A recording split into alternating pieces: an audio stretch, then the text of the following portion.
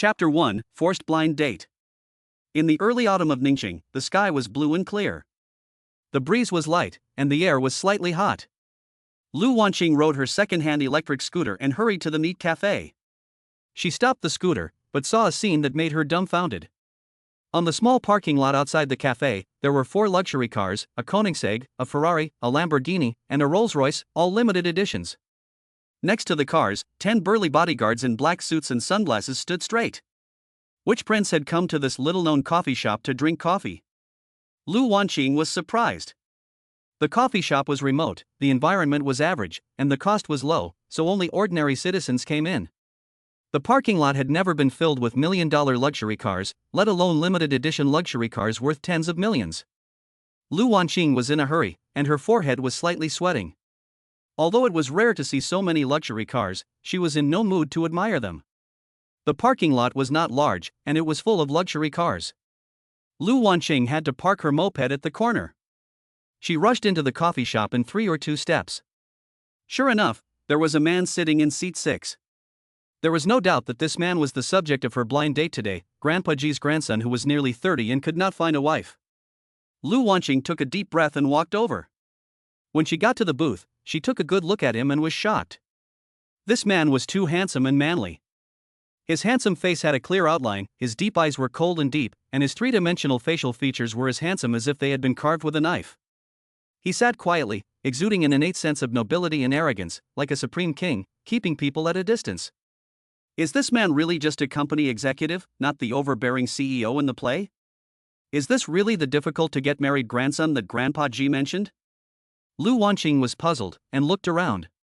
There was only one person in the entire coffee shop, sitting in booth number 6. She immediately smiled sweetly, slightly bowed, and said softly, "Mr. G, my name is Lu Wanqing. I'm sorry, I'm 5 minutes late, I kept you waiting."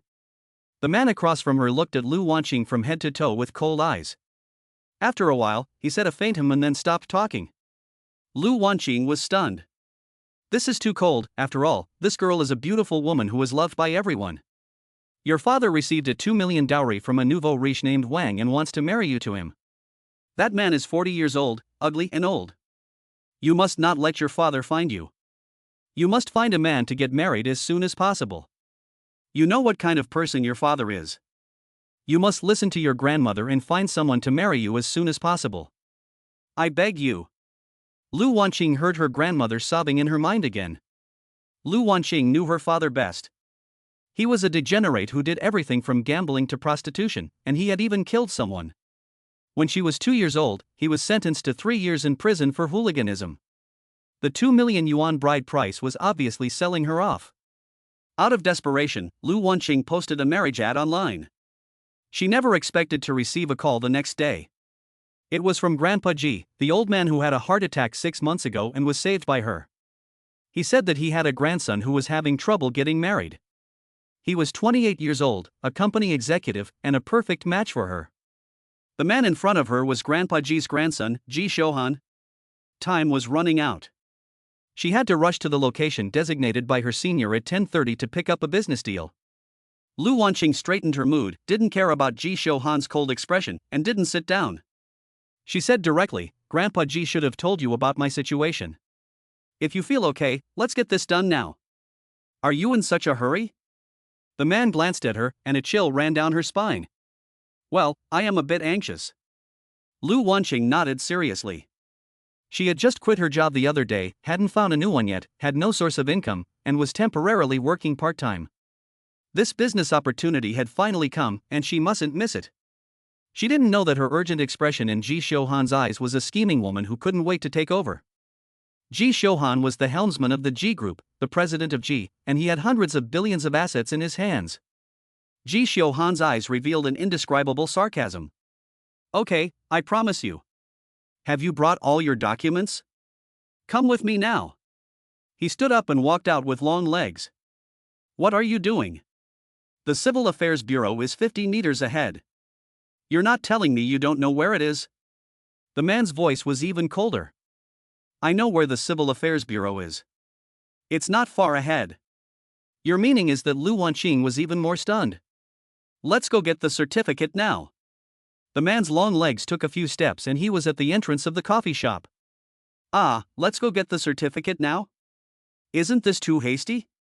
Although Lu Wanqing's biggest wish right now is to get married, she can't get the certificate as soon as they meet. Ha, don't you want to? The man turned his head and looked at Lu Wanqing meaningfully. She chose this location, which is close to the Civil Affairs Bureau. Me? Lu Wanqing was stunned. 2 days ago, she also met several blind date men in this coffee shop. Either they were old, short and frustrated, or they were strange men. Compared to those people, this season's Xiuhan is the white swan in the sky. If you don't want to, it's not too late to regret it now. I'm willing. Lu Wanqing gritted her teeth and said. Grandpa Ji is a good man. Although his eldest grandson is a bit of a character, he shouldn't be bad. Not to mention that he has a peerless appearance that is pleasing to the eye. The man's eyes revealed a look of so that's how it is, and he walked out of the coffee shop without another word. Lu Wanqing hurriedly followed behind, pushing her little electric moped and catching up. Chapter 2, The Trouble of Getting a Marriage License. Civil Affairs Bureau. There was a line to get a marriage license, and Lu Wanqing and Ji Xiuhan were in front of 2 other couples.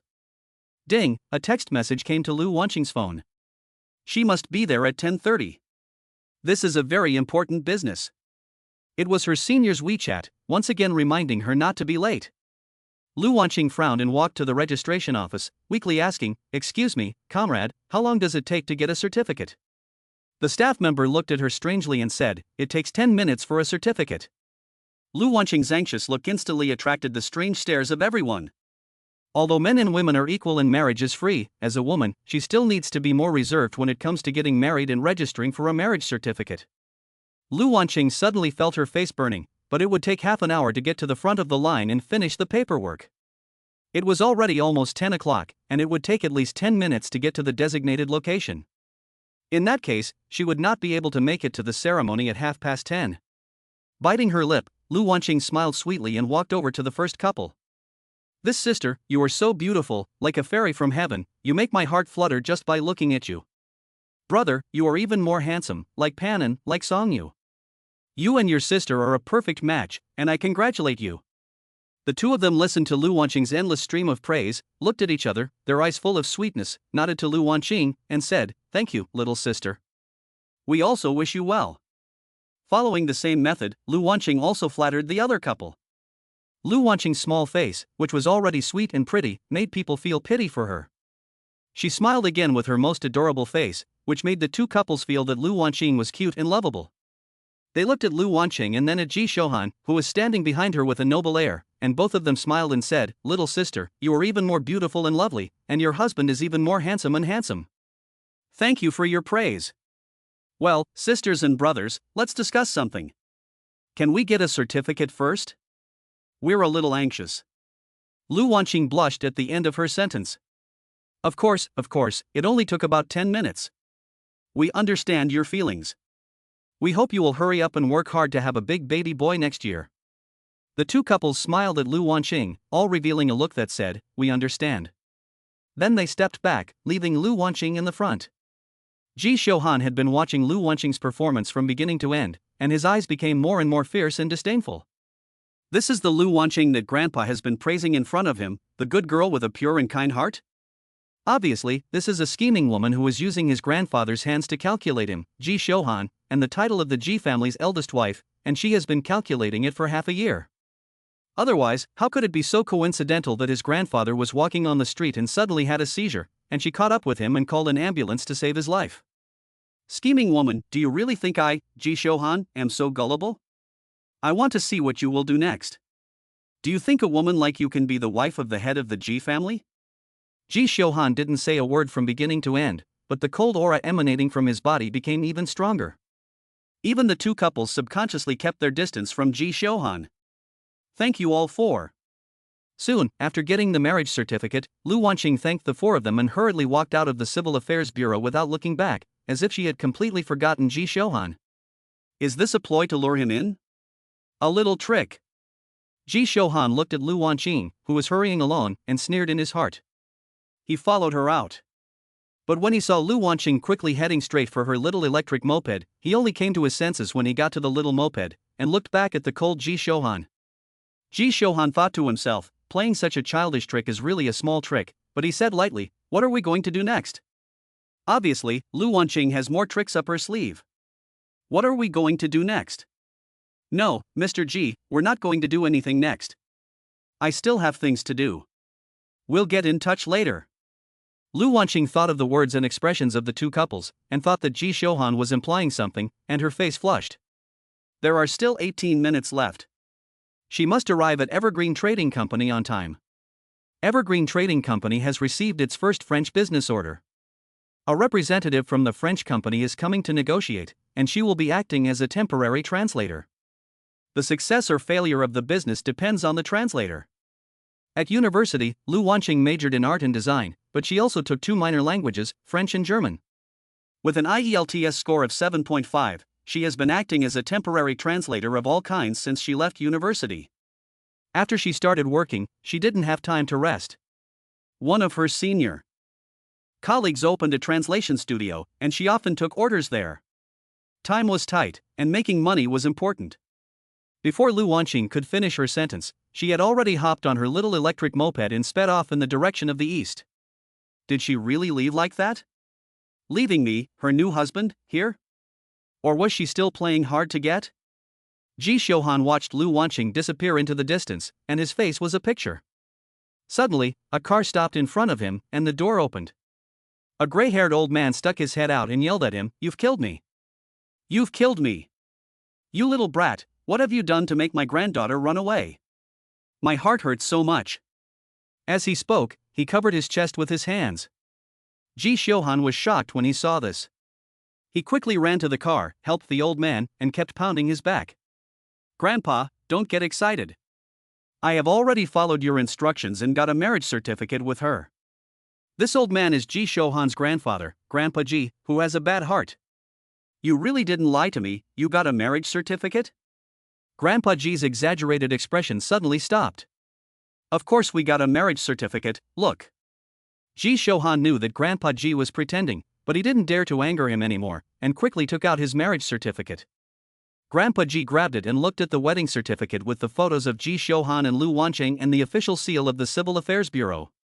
He was overjoyed. It was indeed a wedding certificate. Good, good. Boy, look at how beautiful and lovely my granddaughter-in-law is, like a little fairy. You are the only one in the world who can match my granddaughter-in-law. You are a perfect match. I really admire my old man's discerning eye. Grandpa Ji smiled and kept praising him. Ji Shohan rolled his eyes. "I'm your real grandson, okay?" Grandpa really got confused by that woman. "I'll have to be careful in the future and try to keep that woman and Grandpa from having contact. I definitely can't let the Ji family fall overboard with this woman." The more happy Grandpa Ji was, the more Ji Shohan was wary of Lu Wanqing. Chapter 3, Chasing the Bride to the Crematorium. "Grandpa, you can rest assured now that you have the certificate." Ji Shohan snatched the marriage certificate from Ji Lauren's hands, his voice still cold. "You little brat, then why did my granddaughter-in-law leave on her own bicycle? You should celebrate this great event with a big celebration. Now you go and bring her back to our Ji family mansion. We Ji family are going to throw a big banquet today to celebrate for you." After Grandpa Ji was happy, he suddenly started yelling again. I don't know why that woman suddenly ran away. Ji Shohan thought to himself, but when he heard Grandpa's words, his face turned even colder. "Grandpa, you let me and this woman get a marriage license, and I already got it. You don't need to ask about our future. As for the celebration, forget it. She can't go to our Ji family mansion." Grandpa Ji was even more furious when he heard this. "What do you mean, you little brat?" Ji Shohan had already walked towards the Yuan cafe, saying as he walked, "It's nothing. I just want to observe her for a while to see if she's suitable to be our Ji family's second wife, and whether she has other motives. After a pause, if you don't cooperate, I'll divorce her right now." The several luxury cars at the entrance of the Yuan cafe saw Ji Shohan approaching and immediately started to welcome him. Ji Shohan didn't care about Ji's reaction at all, and directly got into his special car. In the midst of the roar, several luxury cars disappeared in the distance.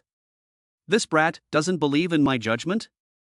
I'll investigate, and my granddaughter-in-law is definitely the best. One day, you'll be crying and begging to go to the crematorium." Brats, hee hee, I'm going to see how you end up at the crematorium. Hee hee hee, ha ha ha. Grandpa G looked at the convoy that had already disappeared, and after getting angry, he laughed again. Grandpa, the eldest son and the eldest daughter-in-law just got married and then went their separate ways. How can you be happy? Uncle Lee, the housekeeper, looked at Grandpa G with a puzzled expression. Lee, you have been with me for so many years. Do you think I have been wrong? Grandpa G asked with a smile on his face. Grandpa G's eyes were like a sharp sword. He had never been wrong about people. Hee hee, that's it. Lee, we have a good show to watch. Grandpa G laughed again and then closed his eyes and lay on the seat. Uncle Lee, the housekeeper, was puzzled, but he didn't dare to ask again. This woman hasn't contacted me at all? Ji Xiuhan looked at his phone again. Not only was there no movement on the phone, but there was no movement on his WeChat either. It's already 5 o'clock in the afternoon. I just got my license today, I don't believe this woman won't contact me. Ji Xiuhan has looked at his private phone many times since noon. Every time he looks at his phone, the slender figure of the woman riding a small electric mule and leaving in the dust appears in his mind, and he inexplicably feels a little blocked. He is the president of the JI Group, the richest man in Ningxing, and has dominated the business world for many years with his thunderous methods. Whoever meets him does not worship him or kneel and lick him? He is the king of Ningxing, a city of tens of millions of people, and the monarch who controls the entire economic lifeline. With his wisdom, how could he have ever made a mistake in judgment? Woman, I'm waiting for you. At the latest, you will contact me at 8 p.m. Ji Xiuhan said to himself, and his cold eyes became more determined. Fish and geese are working together to make fish cakes. I wish us a happy cooperation. In the luxurious private room of the Hilton Hotel, there was laughter and joy, accompanied by the Frenchman's awkward Chinese voice. Their Chinese was so bad that Lu Wanqing had repeatedly corrected it, but it still made everyone laugh. Today is a day worth celebrating for Evergreen Company, as it has opened up the French market. To celebrate, a banquet was held in the VIP room of the Hilton Hotel for representatives of the French company. Today, I am also very grateful to Miss Lu Wanqing for her translation, which has made our cooperation pleasant. At the end of the day, the president of Evergreen Company toasted Lu Wanqing with a glass of wine, his face full of smiles. The smooth communication and negotiation with the French company representatives could not have been possible without Lu Wanqing's accurate translation. The president of Evergreen Company is in his 30s, gentle and refined, with a pair of peach blossom eyes. He could see that the French company representatives greatly recognized Lu Wanqing. President Mo, you are too kind. It is my duty to serve you well. Besides, the fact that you two can cooperate smoothly is due to the strength of your company, not my translation. Lu Wanqing stood up without being humble or arrogant, raised her glass and said softly. Everyone looked at her with admiration. This little girl has a lot of charisma, is very friendly, and speaks very appropriately. Lu Wanqing works part-time and earns extra money. From 10:30 a.m. to 8 p.m., she accompanied the French company representative and charged by the hour. For this order, she can earn 2,000 yuan. Soon the banquet ended, and after sending off the French company representative, Lu Wanqing was about to leave. The president of Chongqing Company ordered his assistant to give her a 5,000 yuan red envelope. Miss Lu Wanqing, I hope we will continue to cooperate next time. I hope that with the help of Miss Lu Wanqing, our Chongqing Company will become bigger and bigger in the French market. After all, the French market has just opened up, and there will be more and more business in the future. This is inseparable from translators like Lu Wanqing. What's more, Lu Wanqing exudes a kind of temperament that he admires. Thank you, Mr. Mo, for your kindness, but the contract has already been signed, and I can't accept extra gifts from customers. I can't accept this red envelope. Lu Wanqing looked at the red envelope. Although she really wanted to take it, she was short of money at the moment, but she still firmly refused. Miss Lu Wanqing, this is an extra bonus from our Evergreen Company to celebrate the French market. It has nothing to do with translation. Please don't be polite, Miss Lu Wanqing. President Mo smiled. Everyone also thought that Lu Wanqing was being polite. After all, a temporary translator can earn a lot, and there is no such thing as too much money. Thank you, President Mo, I really can't accept it. But don't worry, Mr. Mo, I will be at the service of Evergreen Company whenever needed in the future. Lu Wanqing said loudly, and then turned and left the private room. Everyone looked at the slender figure and nodded. Assisted Lu, in the future, if there is a need for a French translator, contact Miss Lu Wancheng. Mr. Mo turned and told his assistant, his eyes flashing, only after he could no longer see Lu Wancheng's figure.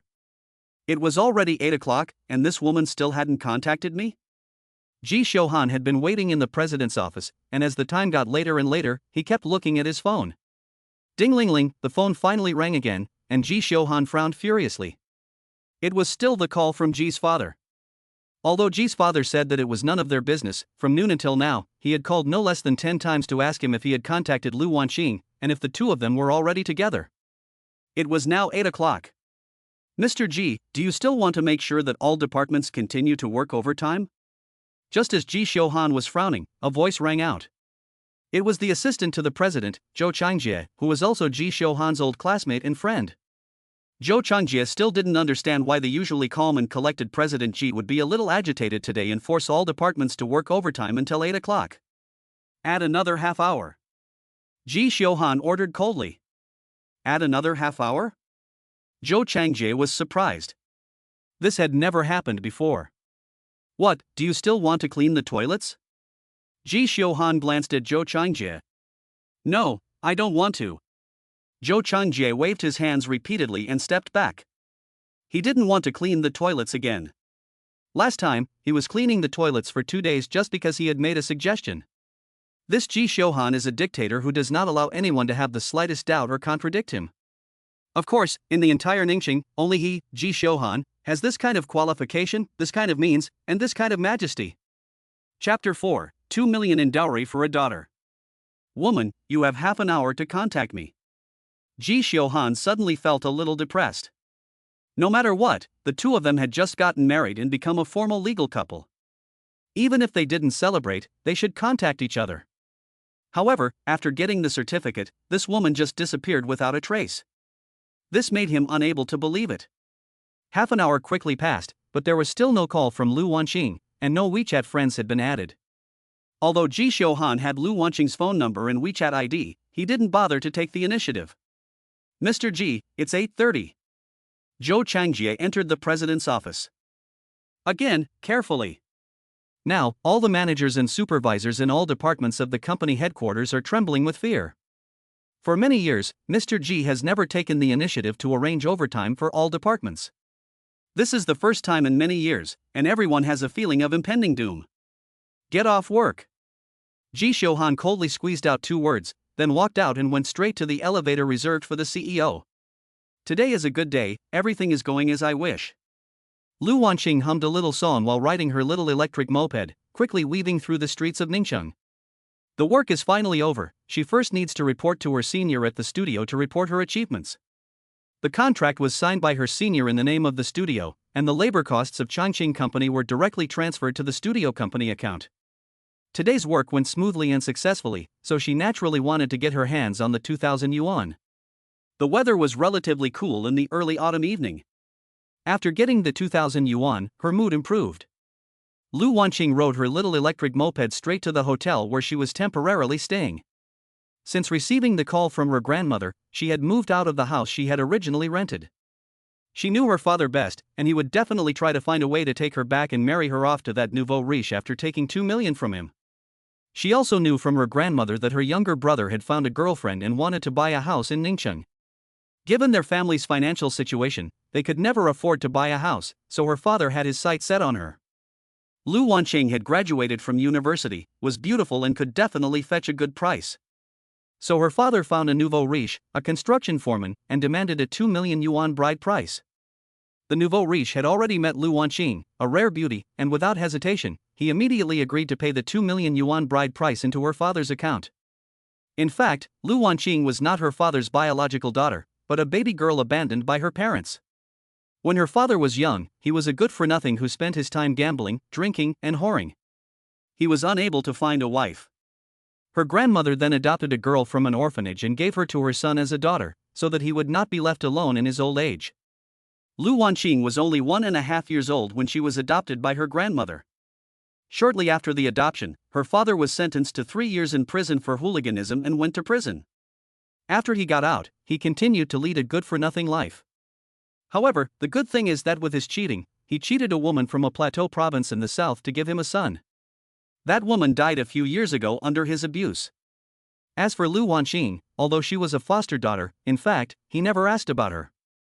Lu Wanqing went to college for a few years, and her grandmother raised pigs and chickens to save money and pay tuition with student loans. This is why she studied art design in college, but also took 2 other languages, because with the 2 languages and English, she could tutor, do temporary translation, and make extra money. As for her cheap father, he never asked about her. Unexpectedly, in order to get a son-in-law, he now has his sights set on her. Lu Wanqing's original place of residence, her brother and her father had been there, so she checked out first. I don't know when it started to rain. Lu Wanqing hurriedly rushed to the hotel, and she was already wet and slightly chilly. When she arrived at the hotel, she was surprised to find that her room card could not open the room. When she rushed to the front desk to ask, she found out that she had only paid for 2 days of room and it was due. But she was too busy to come back and didn't think about the room. Today, the hotel business was surprisingly good, so the boss moved her luggage out and booked the room out. Why did you cancel my room without contacting me? Lu Wanqing was wet and tired from the day, and all she wanted to do was take a hot bath and sleep. She was very upset when she encountered this situation and asked the front desk. We called you, but you didn't answer. The front desk lady said coldly, as if she was the one who was staying for free. You called me? Lu Wanqing quickly took out her phone. Sure enough, there were several missed calls. Among them were the hotel's phone number, as well as the phone numbers of her father, her brother, and her grandmother. Is there still a room available? Lu Wanqing frowned. She really didn't want to go out and find another hotel. It was already past 9 o'clock, and she was exhausted. Her father and brother had called her, and they had called her many times. There was no doubt that they were both looking for her, and they both wanted to sell her to buy a house. I'm sorry, the hotel is full. The receptionist said coldly, pushing her luggage, a large suitcase, out of the way. Lu Wanqing didn't have much stuff, all packed in a suitcase. With no choice, Lu Wanqing dragged her heavy suitcase and left the hotel. After leaving the hotel, she stood at a corner, searching for nearby hotels. She didn't know what day it was, but all the cheap hotels nearby were full, and there was only one hotel with 2 rooms 5 miles away. Lu Wanqing did not hesitate, booked a room online, then put the suitcase on the small electric moped and rushed out in the rain. She now just wanted to take a shower and sleep well, and had forgotten about the matchmaking certificate. It was early autumn, and it was already cold when the rain hit her at 9 o'clock in the evening. Her body was already wet from the rain, and Lu Wanqing was in no mood to buy rain gear, just wanted to get to the hotel as soon as possible to take a shower. But the rain just wouldn't stop. After walking for less than 2 miles, her little electric moped suddenly stalled and ran out of power. She didn't know if it was because the battery was dead or because the rain had soaked the wires. Meanwhile, the rain was getting heavier and heavier, and the sky was completely white. Her little electric moped was her only possession, so she couldn't just leave it on the street, and there was nowhere to get it repaired. Lu Wanqing pushed the electric moped hard, holding the box with her hand, and walked forward step by step in the rain. It was past 9 o'clock, and it was still raining, and there were fewer and fewer pedestrians on the street. Lu Wanqing's lonely figure, wet in the rain, her clothes clinging to her body, and her hair hanging in tufts, looked even more desolate. Chapter 5, Dare to Mess with the King's Woman? This woman, today, actually didn't contact me? Good. Good. It's best if you don't contact me at all. Ji Shouhan sat in his special edition Rolls-Royce and slowly walked down Ningxing Street, feeling extremely annoyed. Anyway, he, the CEO, would not call or contact that woman on his own initiative. Since leaving the company headquarters at 8:30, Ji Shouhan had ordered the driver to drive around the streets for nearly an hour, and he himself didn't know what he was driving around for. What he feared most now was receiving a call from Ji Laozi. Mr. Ji, where are you going now? The driver asked at a crossroads. He never asks about the boss's business, but after nearly an hour, he has almost finished driving through the streets of Ningxing. He doesn't know why their CEO is in such a good mood today, inspecting the night view of Ningxing in the rain. Turn right and take Zhenghe Avenue. Ji Shouhan said coldly. What's there to see on Ningxing Street? It's already 9:30, and the CEO still doesn't want to go home? Driver Lu couldn't help but complain in his heart, because he has a wife and children waiting at home. However, he smiled and said, Mr. Ji, I never thought that the night view of Ningxing in the rain would be so beautiful. I have never seen it before, and I am grateful that Mr. Ji is in a good mood today and has taken me to enjoy it. After a while, he did not hear the voice of Ji Xiuhan, but felt a cold chill emanating from behind him, a chill unique to their CEO. Did I say the wrong thing? Lu Xia shuddered. Ji Xiuhan did not say a word, but looked coldly at the streets on both sides. Suddenly, he saw a person in front of him on the right, pushing a battery-powered cart with a large box on it, walking with difficulty. It was a woman, with a slender waist and a slim figure. In the rain, her figure was even more enchanting. However, why did this figure feel a bit familiar? Ji Xiuhan was stunned. Then, he heard Xiao Lu exclaim, "Mr. Ji, look at that person." Is that person the last two words of the young master's grandmother, which he swallowed back alive? He is Ji Xiuhan's driver, and he naturally knows about the incident at the coffee shop and the Civil Affairs Bureau today. Of course, he has been pretending not to know. Is it really her? What is this woman doing? In the middle of the night, is she watching the scenery in the rain? But why is she towing a large box on her car, as if she were traveling and moving? Ji Xiuhan was originally depressed. What he had planned did not happen, which made him angry. He didn't even know where that scheming woman had gone or what she was doing, and she hadn't contacted him in a day. Unexpectedly, in the middle of the night, he saw such a play. Slowly follow up. Finally, Ji Xiuhan squeezed out a few words. Xiao Lu reduced the speed and slowly followed behind. The Rolls-Royce was on the motorway, and Lu Wanqing was on the sidewalk. Lu Wanqing only wanted to get to the hotel as soon as possible, so she naturally had no time to pay attention to the cars in the rain. Ji Xiuhan in the car, through the glass, but Lu Wanqing saw it clear too. Unexpectedly, this woman is so well-proportioned and well-funded. As they got closer, Lu Wanqing's figure became more and more attractive. At the same time, Ji Xiuhan also saw clearly that Lu Wanqing was in a hurry, dragging a large suitcase, as if moving house. He was more and more puzzled. This woman had no contact with him, and she had no idea where the house he had bought at the last minute was. Could it be that she had contacted her grandfather and wanted to return to the old house? No, absolutely not. The old house was not in the city, 30 miles away. She couldn't possibly push the cart there. Mr. Ji, do you want to stop and get off? Xiao Lu couldn't help but speak up. A girl, braving the rain, pushing a battery-powered cart that she couldn't ride on, with a large box on it, struggling to get to her destination. This scene made him feel sorry for her. What's more, this is the new wife of President Ji, so there's no doubt that she should be picked up. Of course, he was also full of questions. Obviously, today the young wife and President Ji got their marriage certificate from the Civil Affairs Bureau and became a legal couple, but why is the young wife a wet dog and moving here? Does President Ji not know? He thought that Ji Xiuhan would immediately tell him to stop and invite the young wife to get in the car. But he heard Ji Xiuhan's cold voice ring out, "Shut up. Just follow her, don't get too close." Lu was stunned, but he hurriedly agreed loudly. The words of President Ji are imperial edicts, and there can be no disobedience.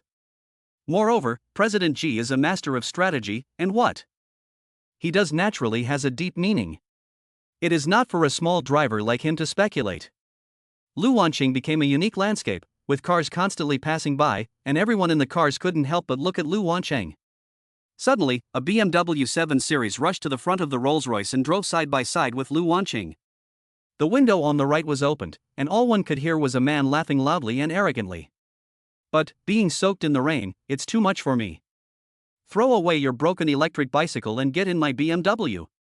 My BMW is imported from abroad and costs over $1 million. Lu's face instantly turned ugly. What a joke. This is Wang's woman, the wife of the Ji family's eldest son, the legitimate wife of the Ji family's president, and she has such a respected position. How dare this little punk molest her? People who drive BMWs are either nouveau riche or small-time hoodlums." However, Ji Xiuhan did not say anything, and Xiao Lu did not dare to make any decisions on his own, so he still followed from a distance. "Little girl, stop quickly. It's so cold. I'll warm you up." There were 3 people in the BMW, and one of them stuck his head out and waved and yelled at Lu Wanqing. "Stop yelling and get in the car with this cute little sister. I, Zhu-san, am most concerned about fragrant flowers and pitying jade. How can I let my woman suffer in the rain? Am I not a man?" Suddenly, another man yelled rudely and shouted to stop the car. As soon as he said this, Xiao Lu suddenly felt that the temperature in the car was like entering the North Pole, cold and piercing, and the cold wind roared. This sentence was so exciting that it was like slapping the face of President Ji. This Lu Wanqing is President Ji's woman and legal wife. Seeing the BMW stop, three men with various tattoos on their arms and laughing loudly rushed towards Lu Wanqing. What should we do now, Mr. Ji? Lu couldn't hold back any longer. As long as no one is killed or injured, it doesn't matter. Finally, a few chilling words came out of Ji Xiuhan's mouth. Chapter 6, The Cruel Young Wife. Lu was given the order to quickly catch up, stop the car, and rush over. Lu Xia is a former Special Forces soldier, and is both the driver and bodyguard of the CEO. Not to mention the three punks, even if he was in the Special Forces, he could have killed 5 of them. Woman, although I don't recognize you, you can't be my real woman, but you are after all my legal wife. My wife, Ji Xiuhan, will not allow anyone to humiliate her. Ji Xiuhan was really angry at this moment. If it weren't raining, and if he didn't fear being photographed, he would really like to go down and break the legs and feet of these 3 rascals. Of course, he also believes that under Lu's command, these 3 rascals will be lying down for a month if they don't die. 3 rascals? They actually want to molest my grandma? Lu Wanqing was drenched in rain, her eyes were blurred, but the 3 men's screams still fell into her ears. Seeing the 3 rushing over, she was furious. She had earned 2,000 yuan today, which was a great cause for celebration, but because of the hotel incident, she had been drenched in rain, and she was extremely uncomfortable. Now, someone had even provoked her. Lu Wanqing had known her own life story since she was a child. She had only her grandmother as a pillar of support, and when someone bullied her, no one would stand up for her. She never suffered, and whoever provoked her would be beaten back violently. She had beaten many male and female classmates into tears, and she was the female tyrant among her classmates. When she went to university, she worked hard and joined the school martial arts club. No one would stand up for her, so she had to become a strong person herself. After a few years of university, not only did she have excellent academic results, but her skills had also reached the entry level of a boxer. These 3 rascals really didn't matter to her. Since they had come to her door, she took it out on them. The BMW stopped near the side of the driveway, a few steps away from the sidewalk. In the blink of an eye, the 3 of them rushed to Lu Wanqing's side. Lu Wanqing not only did not run, but instead, she firmly parked her scooter and looked at the 3 men coldly. Ah, little sister, you are really pretty and have substance, I like you. Come with us today, and I guarantee you will be in heaven. The bald man in the lead laughed loudly and reached out to grab Lu Wanqing. They didn't think at all why Lu Wanqing didn't scream and run away, but instead, stopped. They also didn't believe that such a little girl would be a master. Stop! Just as the man reached out to grab Lu Wanqing, a loud cry was heard, and a figure rushed over in an instant. However, before the figure could reach her, a scream was heard. It was seen that the bald man who had reached out to grab Lu Wanqing had already been grabbed by Lu Wanqing's arm, and a backflip had sent him crashing to the ground with a loud bang. Water splashed everywhere, and his arm was dislocated. It was clean and neat. This time, the other 2 people were stunned, and even Xiaolu, who had been running over, stopped and stared at the bald man lying on the ground, clutching his arm and screaming desperately. This woman is actually a martial artist? Ji Xiuhan was also stunned. With just one move, he could tell that Lu Wanqing was no ordinary person. Ah! Ah! It hurts so much, my arm, my arm. What are you still doing? Get on me and kill her. The bald man was lying on the ground screaming like crazy. The other 2 men instantly snapped back to reality, and with a cry, rushed at him from both sides. In the blink of an eye, 2 more screams sounded, and the 2 men also fell to the ground, tightly covering their right arms, which had also been removed. Dislocation, pain through the heart. Seeing this situation, Xiao Lu knew that he didn't need to intervene, so he retreated. However, before he could turn around, he heard a voice scolding him, "You stay here too." Then, he saw a foot kicking him hard, the wind was strong and the rain was coming with it. It was Lu Wanqing. Lu Xia was naturally not as good as the 3 thugs, but he did not dare to fight back. He dodged and explained, "You're mistaken. I'm not with them." But then Lu Wanqing came at him with another punch, saying, "You're not with them, and you're no good either." She didn't believe anyone would come to her rescue. Obviously, this person had seen her being bullied by a group of men, and she naturally couldn't let him go. Lu Xia was in a terrible state, trying to explain while dodging and retreating. From the time the BMW stopped to the present, it had only been 2 or 3 minutes, but many cars had already stopped on the road. Master. Heroine. Overlord. A master is known at a glance. After a few moves, Lu Wanqing knew that Xiao Lu was no ordinary person. She was no match for him. Seeing Xiao Lu keep backing up, she snorted coldly, turned around, pushed the battery car, and continued walking forward. Interesting, interesting. Ji Xiuhan had never imagined that the wife who received the license today was actually a master. Thinking about her plot, he became more and more vigilant. Mr. Ji, what should we do now? Xiao Lu asked after getting into the car. There are many cars stopping to watch, and someone might have taken a video and posted it online, or even the car that Ji Xiuhan was driving. Many people know about the CEO's car. Have someone take care of this. Don't let any videos appear online. As for those 3 people, they will disappear from Ningxing forever. Ji Xiuhan's voice was cold. Yes. Lu Xia nodded and agreed, his voice was also extremely indifferent. It seemed like this was just a normal thing, and these 3 little rascals were just asking for it. Soon, Lu made 2 phone calls and then slowly drove away, as if nothing had happened, continuing to follow Lu Wanqing from afar. Ji Xiuhan was now full of doubts. What was Lu Wanqing doing? Why was she pushing the suitcase in the rain in the middle of the night? He would not sleep tonight without seeing the result. Chapter 7, The Sad Lu Wanqing. Lu Wanqing pushed the cart with difficulty and walked slowly. A 2 or 3 mile journey would normally be easy to complete, but on a rainy day, it seemed especially long. Seeing that there was still more than a mile to go before reaching the hotel, suddenly, a flash of lightning streaked across the sky, like a silver snake dancing, splitting the entire sky in half and illuminating the night sky. Crack! The thunder was so loud that it seemed to split the entire city of Ning into 18 levels of hell, and the earth trembled. With the thunder and lightning, the rain, which had already been pouring down, became even heavier, as if the Milky Way had burst its banks and was pouring down. The rain pelted her body, causing a dull pain, and Lu Wanqing's mood grew worse and worse. This damn weather was simply against her. The rain was pouring down, and soon, a layer of water had accumulated on the street. The middle of the road was okay, but the sidewalks on both sides were lower, and the water was knee-deep. Lu Wanqing walked with difficulty, trying to wade through the water, stumbling and pushing the cart forward slowly. In places where the water was deep, it seemed like she would fall at any time and be washed away by the rain.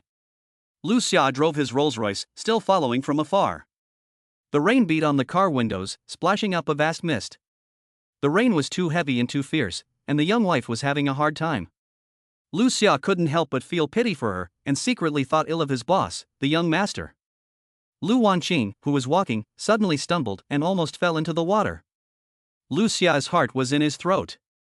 The heart of a king is unpredictable.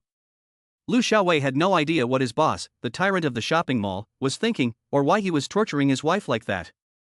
Outside, there was thunder and lightning, and the rain was pouring down, but the soundproofing of the limited edition Rolls-Royce was extraordinary, and the only sound that could be heard was the rain hitting the glass. The car was quiet and beautiful, with melodious music playing, and it felt like a peaceful time had passed. It was a completely different world from the outside. Ji Xiuhan's eyes were always cold and indifferent, as if he was looking through the glass at the disheveled figure, or as if he was not looking at anything at all. Even when the figure missed a step and almost fell to the ground, and the box on the battery car fell and soaked in the water, he still had a sneer on his lips and looked coldly at the flustered figure, without the slightest fluctuation in his heart. The phone rang again, and on the screen, the words Grandpa appeared. It was none other than Grandpa Ji calling again. Ji Xiuhan's cold expression instantly relaxed. He took a deep breath and slowly answered, "Grandpa, why are you calling again?" All I heard was a hurried voice on the other end of the line, "You little brat, it's raining cats and dogs outside, and you're really living with my granddaughter at the royal mansion?" Why did I call my granddaughter 3 times in a row and no one answered? Ji Xiuhan could not stand his grandfather's constant calls, so at 9 o'clock he had to tell his grandfather that he and Lu Wanqing had already contacted each other and returned to the Yuhua mansion together. The Yuhua mansion was secretly booked by Ji Xiuhan after he promised his grandfather yesterday. Although the royal mansion is considered a high-end residential area, Ji Xiuhan has 3 private luxury villas of his own, each worth no less than 300 million yuan, and he simply doesn't care about living in these residential areas. However, he didn't believe the girl his grandfather mentioned at all, and he didn't want to bring her to his villa, so he bought a commercial apartment as a temporary wedding house for the 2 of them. "Ha, Grandpa, of course we're home. It's raining so heavily and the weather is so bad, we naturally wouldn't be out in the rain on the street." After your granddaughter-in-law got home, she went straight to the bathroom. "Do you want me to pull her out to answer your call?" Ji Xiuhan said with a hint of ridicule. When he said this, Xiaolu almost laughed out loud. At the same time, he also secretly despised his boss, GD. The young wife-to-be is taking a bath, but she's not taking a bath at home, she's taking a bath on the street in the rain. This bath is really thorough, and the whole body has been washed away by the rainstorm countless times. But I heard the faint laughter of Mr. G on the other end of the phone. Hee hee, it's good to take a bath, it's good to take a bath, don't answer the phone, you go in and take a good bath too, and give me a big, fat, heavy grandson next year. That's it, I'm not going to bother you anymore, you little brat, come on. Then the phone suddenly stopped ringing, and Mr. G hung up first. Time passed slowly, and the entire Ningxing was enveloped in a rain curtain. The rain on the street became deeper, almost completely submerging Lu Wanqing's lower body in water. The underground waterways in Ningxing simply did not have time to drain the violent rain, and Lu Wanqing was now truly bathed in rain. Although it was pouring heavily, after half an hour, Lu Wanqing finally finished the last 2 miles. At this time, the thunder became quieter, and the heavy rain turned into a moderate rain. Lu Wanqing looked up at the sky. The heavens were deliberately playing against her. It was not uncommon for it to rain so heavily twice a year, but it had rained on her all the time. If it weren't for her good physical fitness, she might have been washed away by the torrential rain at any time. This woman actually entered that hotel, a small hotel? Ji Xiuhan watched Lu Wanqing push the electric cart into a small hotel along the street, Wangjia Hotel. Although Ji Xiuhan had never stayed in a hotel like this, he knew that this type of hotel was not a large chain hotel, but a small hotel run by a private individual. The rooms were small, the environment was poor, and the prices were low. So this woman had nowhere to stay and had to stay in a hotel like this? How could a hotel like this accommodate people? Ji Xiuhan thought coldly. He now finally understood why Lu Wanqing had been hurrying along the road, and why she was carrying a large suitcase. Since his grandfather started to persuade him half a year ago, he has been rejecting Lu Wanqing, thinking that his grandfather is just messing around and has been tricked. Even if he agreed to get a marriage certificate yesterday, it was just to appease his grandfather, so he doesn't know anything about Lu Wanqing, and he doesn't even know that Lu Wanqing doesn't even have a place to live. Of course, with his means, he can find out where Lu Wanqing was born in the hospital more than 20 years ago and who delivered her. However, he doesn't care. Lu, the driver, also had a big mouth. The young master of the Ji family was hurrying through the rain to check into this kind of small hotel? The young master had so many villas in his hands, but there was nowhere for the young mistress to go? If this news got out, it would become an explosive news story in Ningxing. Ji Xiuhan, who had always been respected as a god, completely changed his image in Lu's eyes. He was cold and indifferent. Chapter 8, Angry President Ji. Seeing Lu Wanqing rush into the Wang family hotel at top speed, Xiaolu slowly parked the car on the street and asked cautiously, "Where are we going now, President Ji?" "Take me to the royal mansion and then book a car for 100,000 yuan overnight." Just listen to Ji Xiuhan's indifferent words. Xiao Lu was surprised. "From tomorrow onwards, you don't have to pick me up anymore." Little Lu was surprised to hear Ji Xiuhan say this coldly. Little Lu was scared out of his wits and stammered, "Mr. Ji, what have I done wrong?" "I'll change, I promise I'll change, please let me go, I have an 80-year-old mother and a 2-year-old daughter, please don't fire me." Tears almost came out. What a joke. He is the luckiest person to be the personal driver of President Ji. With a monthly salary of 150,000 yuan and an annual salary of 2 million yuan, this is a generous treatment that cannot be found in the entire Ningxing. Even the company executives do not have this level of income. Now, he is going to lose his job and be driven away by President Ji? Ji Xiuhan looked at the frightened look of Xiao Lu and frowned, "But he still lets you pick me up and drop me off at work, and the company still uses the car normally." Lu was overjoyed to hear this. "Thank you, Mr. Ji, thank you, Mr. Ji." But then he stopped talking and shut his mouth tightly. It was because he had talked too much and sympathized with the young mistress that the president was unhappy with him and deprived him of the right to pick him up and drop him off at work. He must never talk too much again, even if the young mistress was abducted, he would never say a word. As the saying goes, trouble comes from the mouth. Xiao Lu made up his mind. Ji Xiuhan knew that Xiao Lu had misunderstood and ignored him. He had to pretend to be a real company executive and test Lu Wanqing thoroughly, or dissuade her and drive her away. Lu Wanqing was soaking wet, really a drowned chicken, carrying a large suitcase and rushing into the room. It was a small room of 4 or 5 square meters, with a bed, a chair, and a table. The good thing was that there was a bathroom and a water heater. She didn't have a dry piece of clothing on her, and when she opened the suitcase, it was also wet inside. Lu Wanqing emptied everything out of the suitcase, took off all her clothes, took a nice hot shower, and threw herself on the bed, covering her head and falling asleep. The next morning, Ji Xiuhan called Lu Wanqing's phone. He had already told his grandfather that he would bring Lu Wanqing to the royal mansion. If he blew the whistle, his grandfather would definitely be furious and even have a heart attack, so he had to contact Lu Wanqing as soon as possible and let her move in. The number you have dialed is turned off. But when he finally got through, he heard a voice prompt. Ji Xiuhan was stunned. Does this woman sleep with her phone on? Has she not even gotten up yet? After a while, he tried again, but it still said that the number you have dialed is turned off. It was already 8 o'clock, and Ji Xiuhan had already dialed more than 10 times. This was probably the most calls he had ever made to the same person. He was the president of Ji, and it was always other people who called him. When did he ever call someone else on his own initiative, and repeatedly? Ji Xiuhan listened to the voice prompt, and almost slammed the phone on the door. This woman is crazy, deliberately antagonizing me, deliberately teasing me.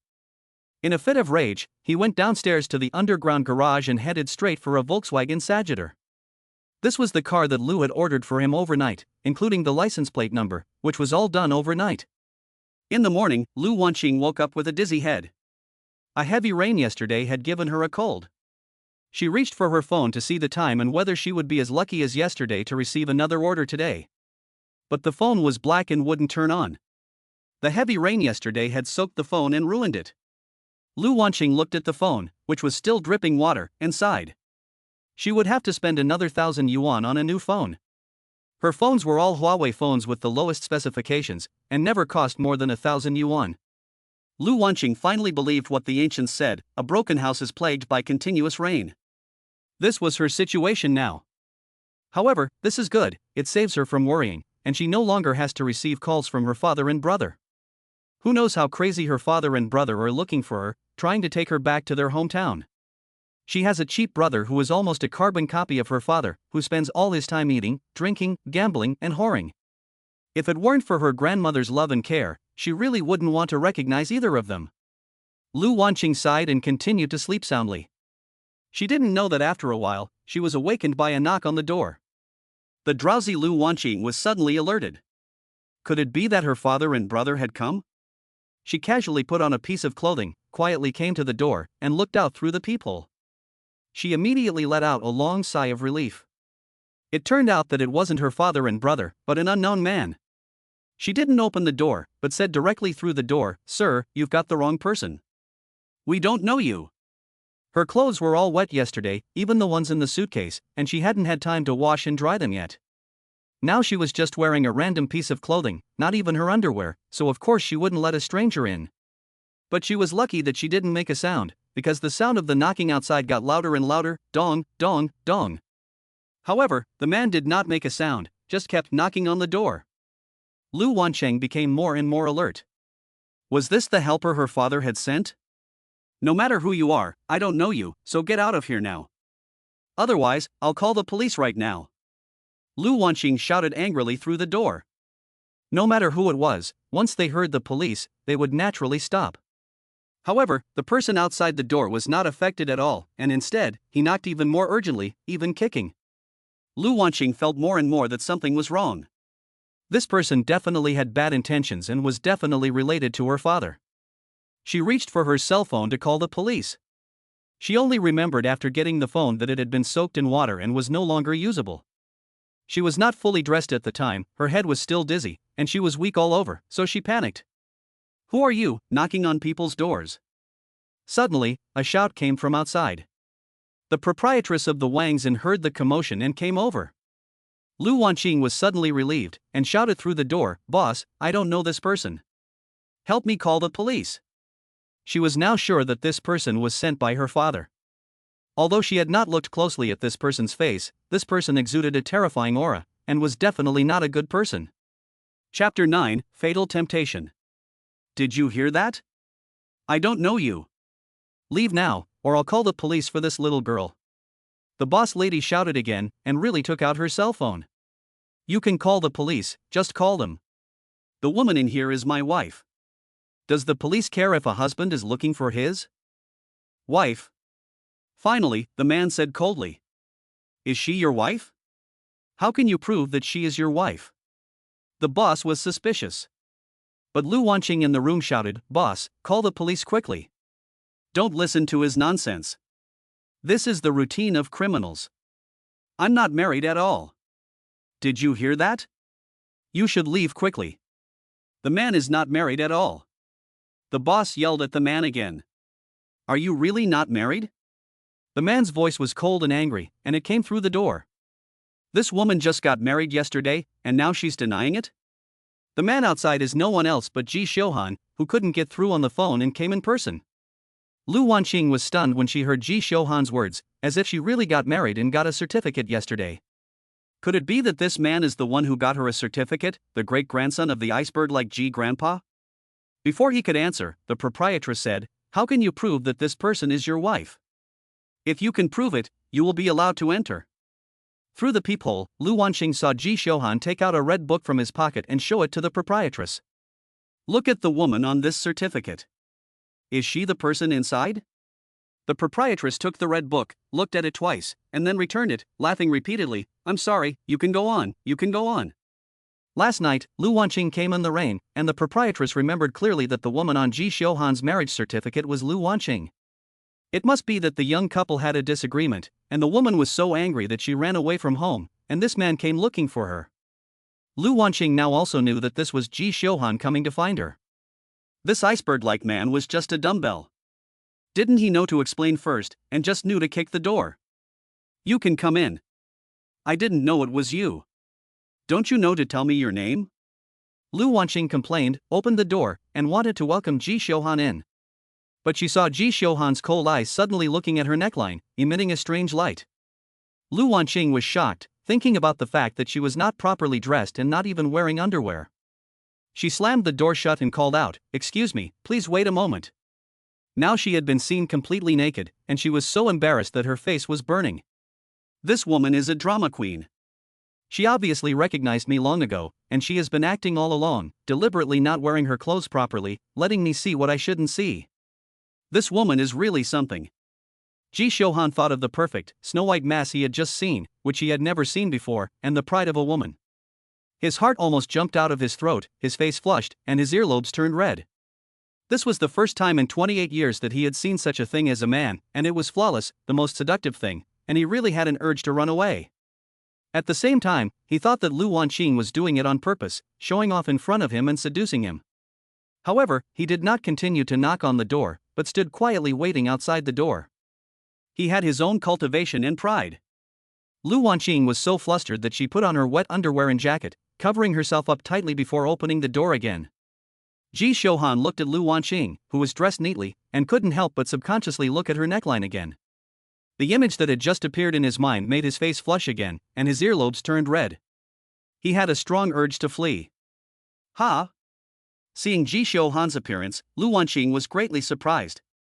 This cold man actually has such a cute side?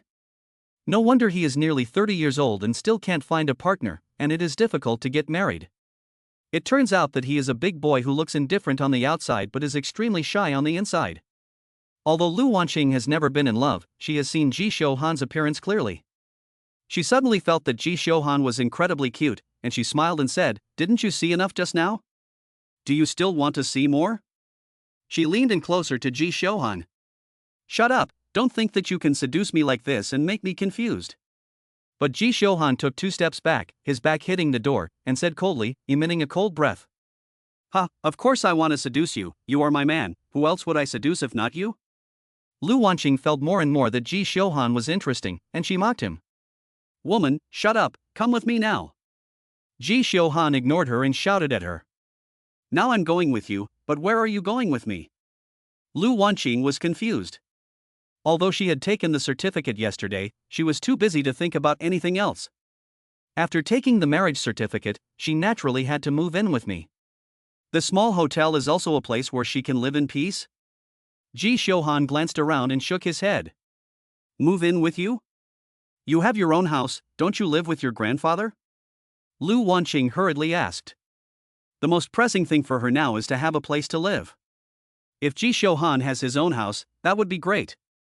Such a handsome and cute man, and with a house, he is the ideal partner. Living with your grandfather? You think so? Quickly pack your things and follow me. I have a commercial house in Yuhua Mansion. Ji Xiuhan flashed the keys in his hand.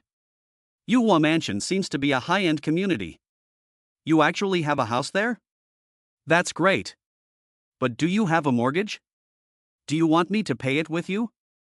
Yuafu is a relatively famous community in Ningcheng. Although it is not the top, it is also a high-end community, with a minimum of 30,000 per square meter. It was bought in full, there is no mortgage, the name is mine, I will not add your name, you don't need to pay the mortgage. Ji Xiuhan's tone was cold and repeated. Absolutely can't let this woman take advantage of the situation, and propose to add her name to the house, so as to avoid her being so angry that she wants half of the house money. I bought it in full, which is really great. I didn't expect that you, a company executive, have a pretty good income. We'll move in right now. Lu Wanqing never thought that Ji Xiuhan would think so much. She was so happy that she exclaimed, no mortgage, then they don't have any pressure.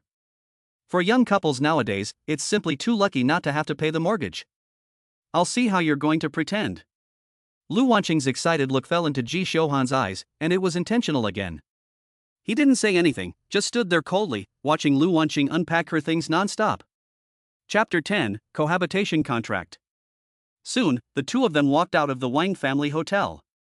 Lu Wanqing went to push her little electric moped, but Ji Xiuhan said, take my car, and headed straight for a brand new silver-gray car. This is your car, a Volkswagen Sagitter, and there's no loan? Lu Wanqing followed behind with her suitcase. This kind of car, which costs over 100,000 yuan, is indeed a common commuter car for ordinary office workers. Lu Wanqing was more and more convinced that Grandpa Ji had not lied to him. Ji Xiuhan was just an ordinary company executive. He must have helped Grandpa Ji buy many of the houses in Yuhua Mansion. Ji Xiuhan resumed his cold and arrogant look and ignored Lu Wanqing's words. Wait for me, I'll take the car to the repair shop in front to get it fixed. After Lu Wanqing put the suitcase in Ji Xiuhan's car, she went to push her little electric moped. This is her only asset. Ji Xiuhan drove slowly to the car repair shop without a word. Lu Wanqing pushed the electric moped to the car repair shop and handed it over to the boss for repair. When she got into the car, she felt dizzy and her face was hot. She really caught a cold. She didn't want to talk, and Ji Xiuhan didn't talk either. The car was so quiet. Soon they arrived at the Yuhua Mansion. Lu Wanqing looked at the spacious living room, the bright windows, and the wide view outside. Although she had a cold, she was in high spirits. The 4-bedroom, 2-living room, 2-bathroom house had a visual area of nearly 200 square meters, a wide balcony, and bright sunlight. The master bedroom has a spacious bed with signs of having been slept in, and it should be Ji Xiuhan's bedroom. There is also a side bedroom with a bed and quilt, which is the guest room. The living room has a coffee table, chairs, tables, and sofas, and the kitchen also has pots, pans, and bowls, so there is no need to buy any more furniture. Lu Wanqing looked more and more satisfied, walking back and forth in the room, taking a tour. This woman, this look of excitement, is definitely fake. She wants to be the position of the young wife of the Ji family, and she definitely won't be so happy because of this house. Ji Xiuhan has been watching Lu Wanqing coldly, looking at her wet clothes, and secretly shaking his head. Mr. Ji, did you really buy this house with the full payment? These furniture are not paid in installments? I don't need to spend any money to move in? After Lu Wanqing had taken a look around, she came to Ji Xiuhan's side, excitedly shouting, and reaching out to grab Ji Xiuhan's hand. But Ji Xiuhan took 3 steps back, as if to ward off a tiger, and took out a piece of paper on the table. Lu Wanqing, don't be too happy yet. I agreed to get a marriage certificate with you because I was afraid that Grandpa would have a heart attack because of his poor health, not because I really like you. Even if we get a marriage certificate, we're not really husband and wife. You have to sign this contract first. As he spoke, a piece of A4 paper was handed to Lu Wanqing. Lu Wanqing naturally knew that Ji Xiuhan had arranged a blind date for her because of Ji's father. After listening to Ji Xiuhan's words, she was not sad, but looked at the paper in surprise. It was full of words, and it was a contract.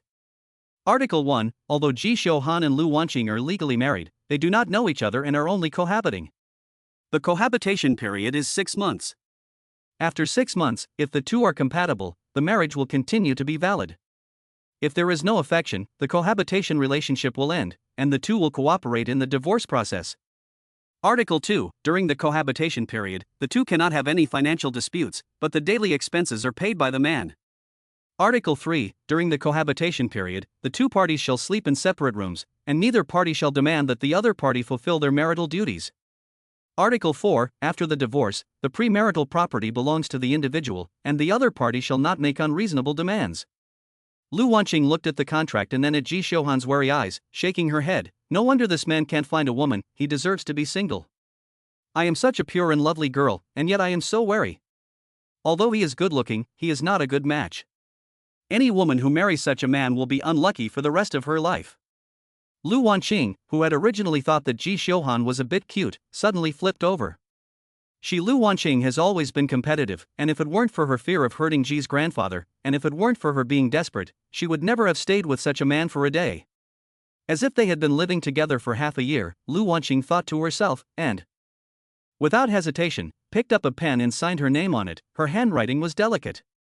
And she said, I'm a little short on money right now, but I won't take advantage of you.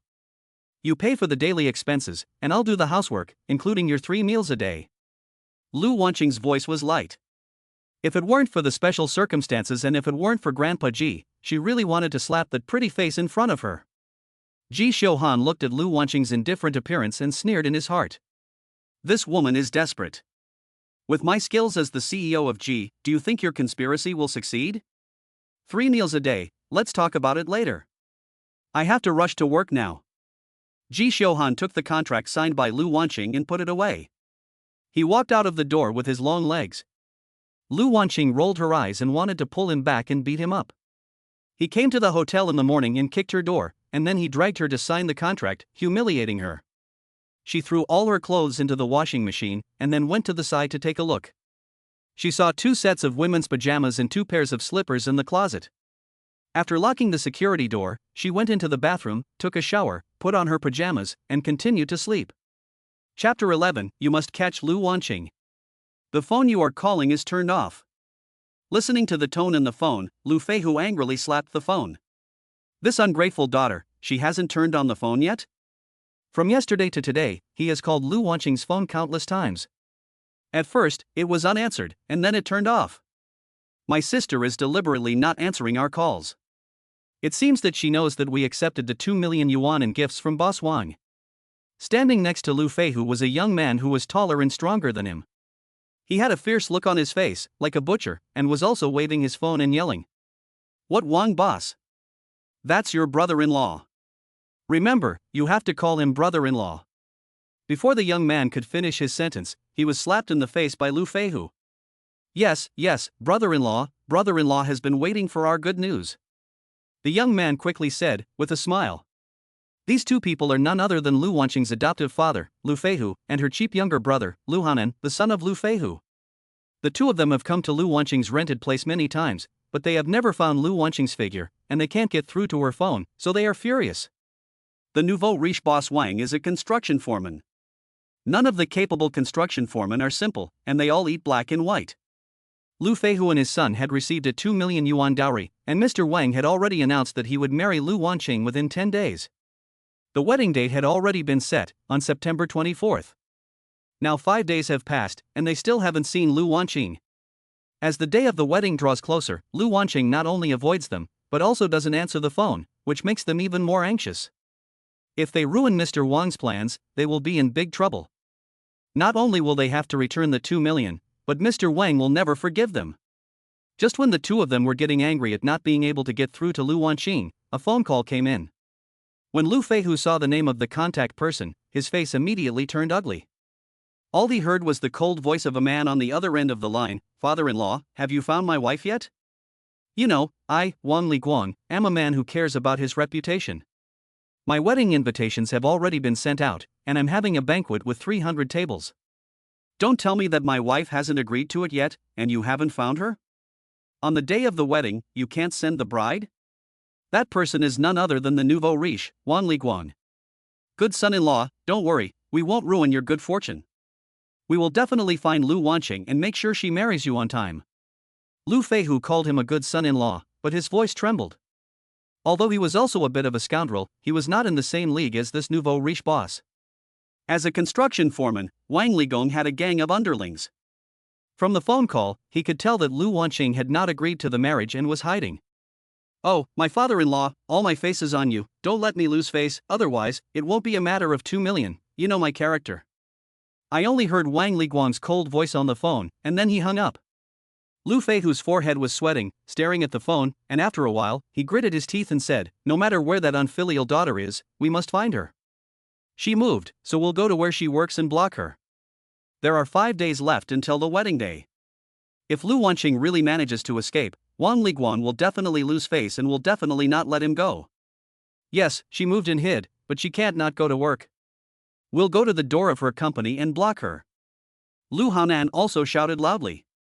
"It's all because of you, useless dog. How could I have given birth to such a thing? If it weren't for you, how could I have sold your sister for 2 million and caused such a thing?" But before Lu Hanan could finish his sentence, Lu Fei started to punch and kick him, hitting him in the face. "Dad, now is not the time to blame me. Let's find that woman as soon as possible. As long as we find Lu Wanqing, everything will be solved." Lu Hanan cried out, covering his head. Shuri Group is the company where Lu Wanqing used to work. It is also one of the most famous companies in Ningxing. It is located in the Dongqing district, in a 28-story building. "Who are you?"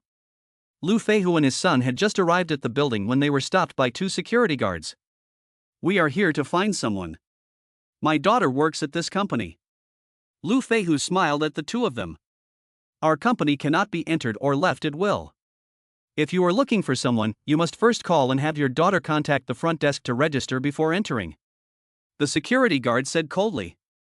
The Lu family father and son had a fierce look on their faces. They were obviously not good people, and they naturally could not be easily let in.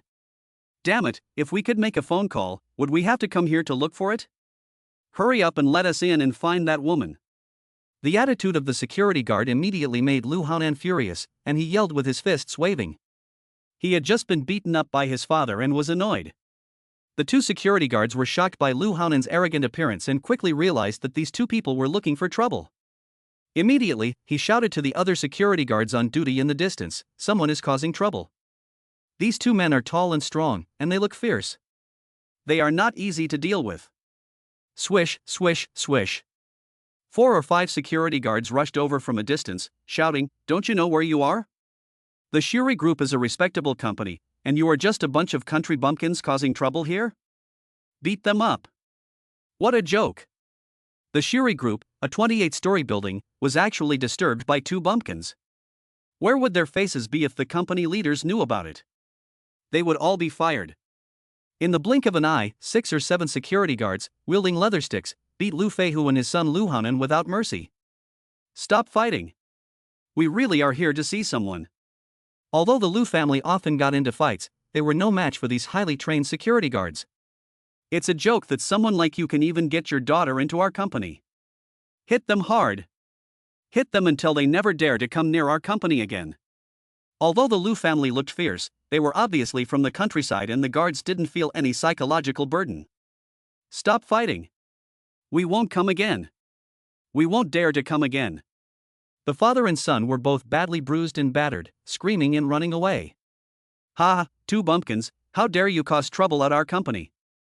We'll beat them up every time we see them." The guards laughed as they watched the 2 of them flee in a panic. "It's all that woman's fault, not answering our calls and getting us beaten up for nothing. She must be hiding up in the building, laughing at us. We must find her and tie her up and give her to Wang Liguang, so she can become Wang Liguang's woman." Lu Feihu and Lu Hanan, father and son, supported each other, limping along, cursing furiously as they walked. They were beaten for no reason, and now they hate not the people who beat them, but Lu Wanqing, as if all this was caused by Lu Wanqing.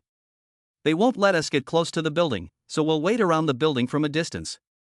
I don't believe that woman will go to work or not, or leave the company."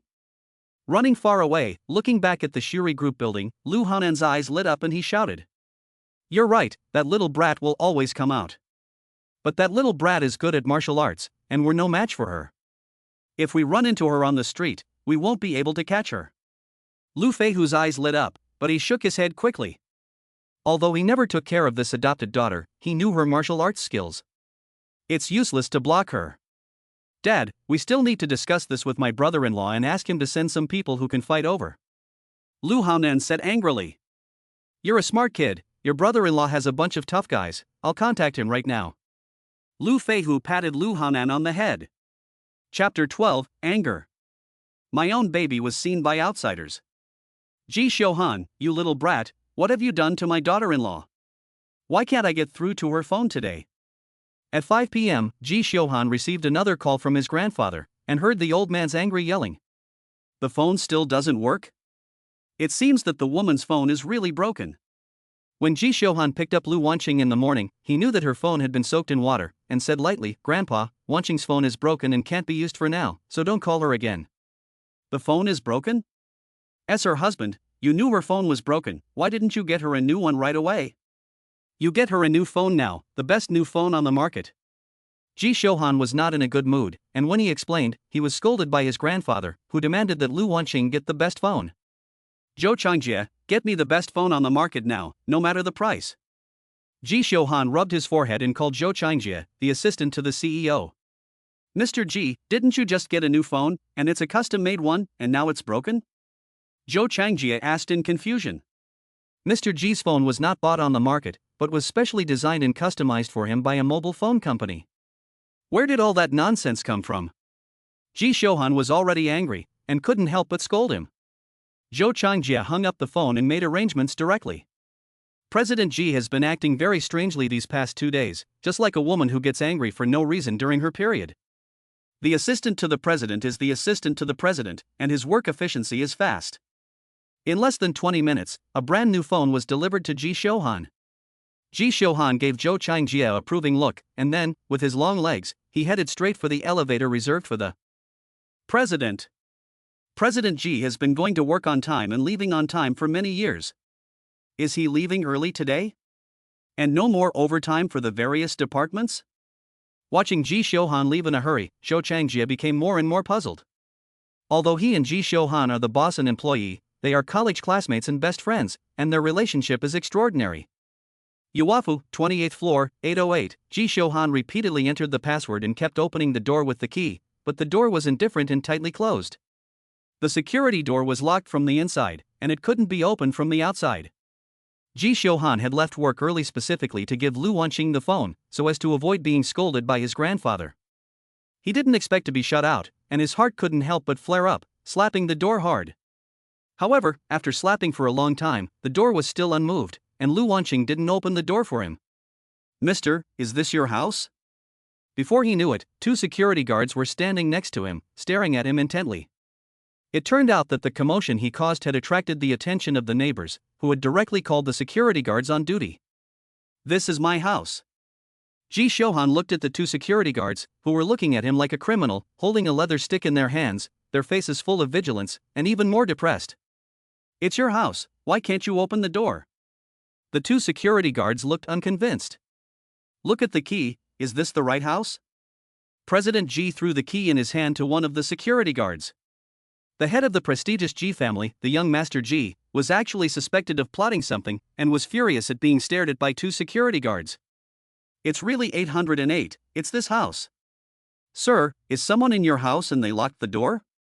The security guard looked at the key repeatedly and nodded, and became polite to Ji Xiuhan.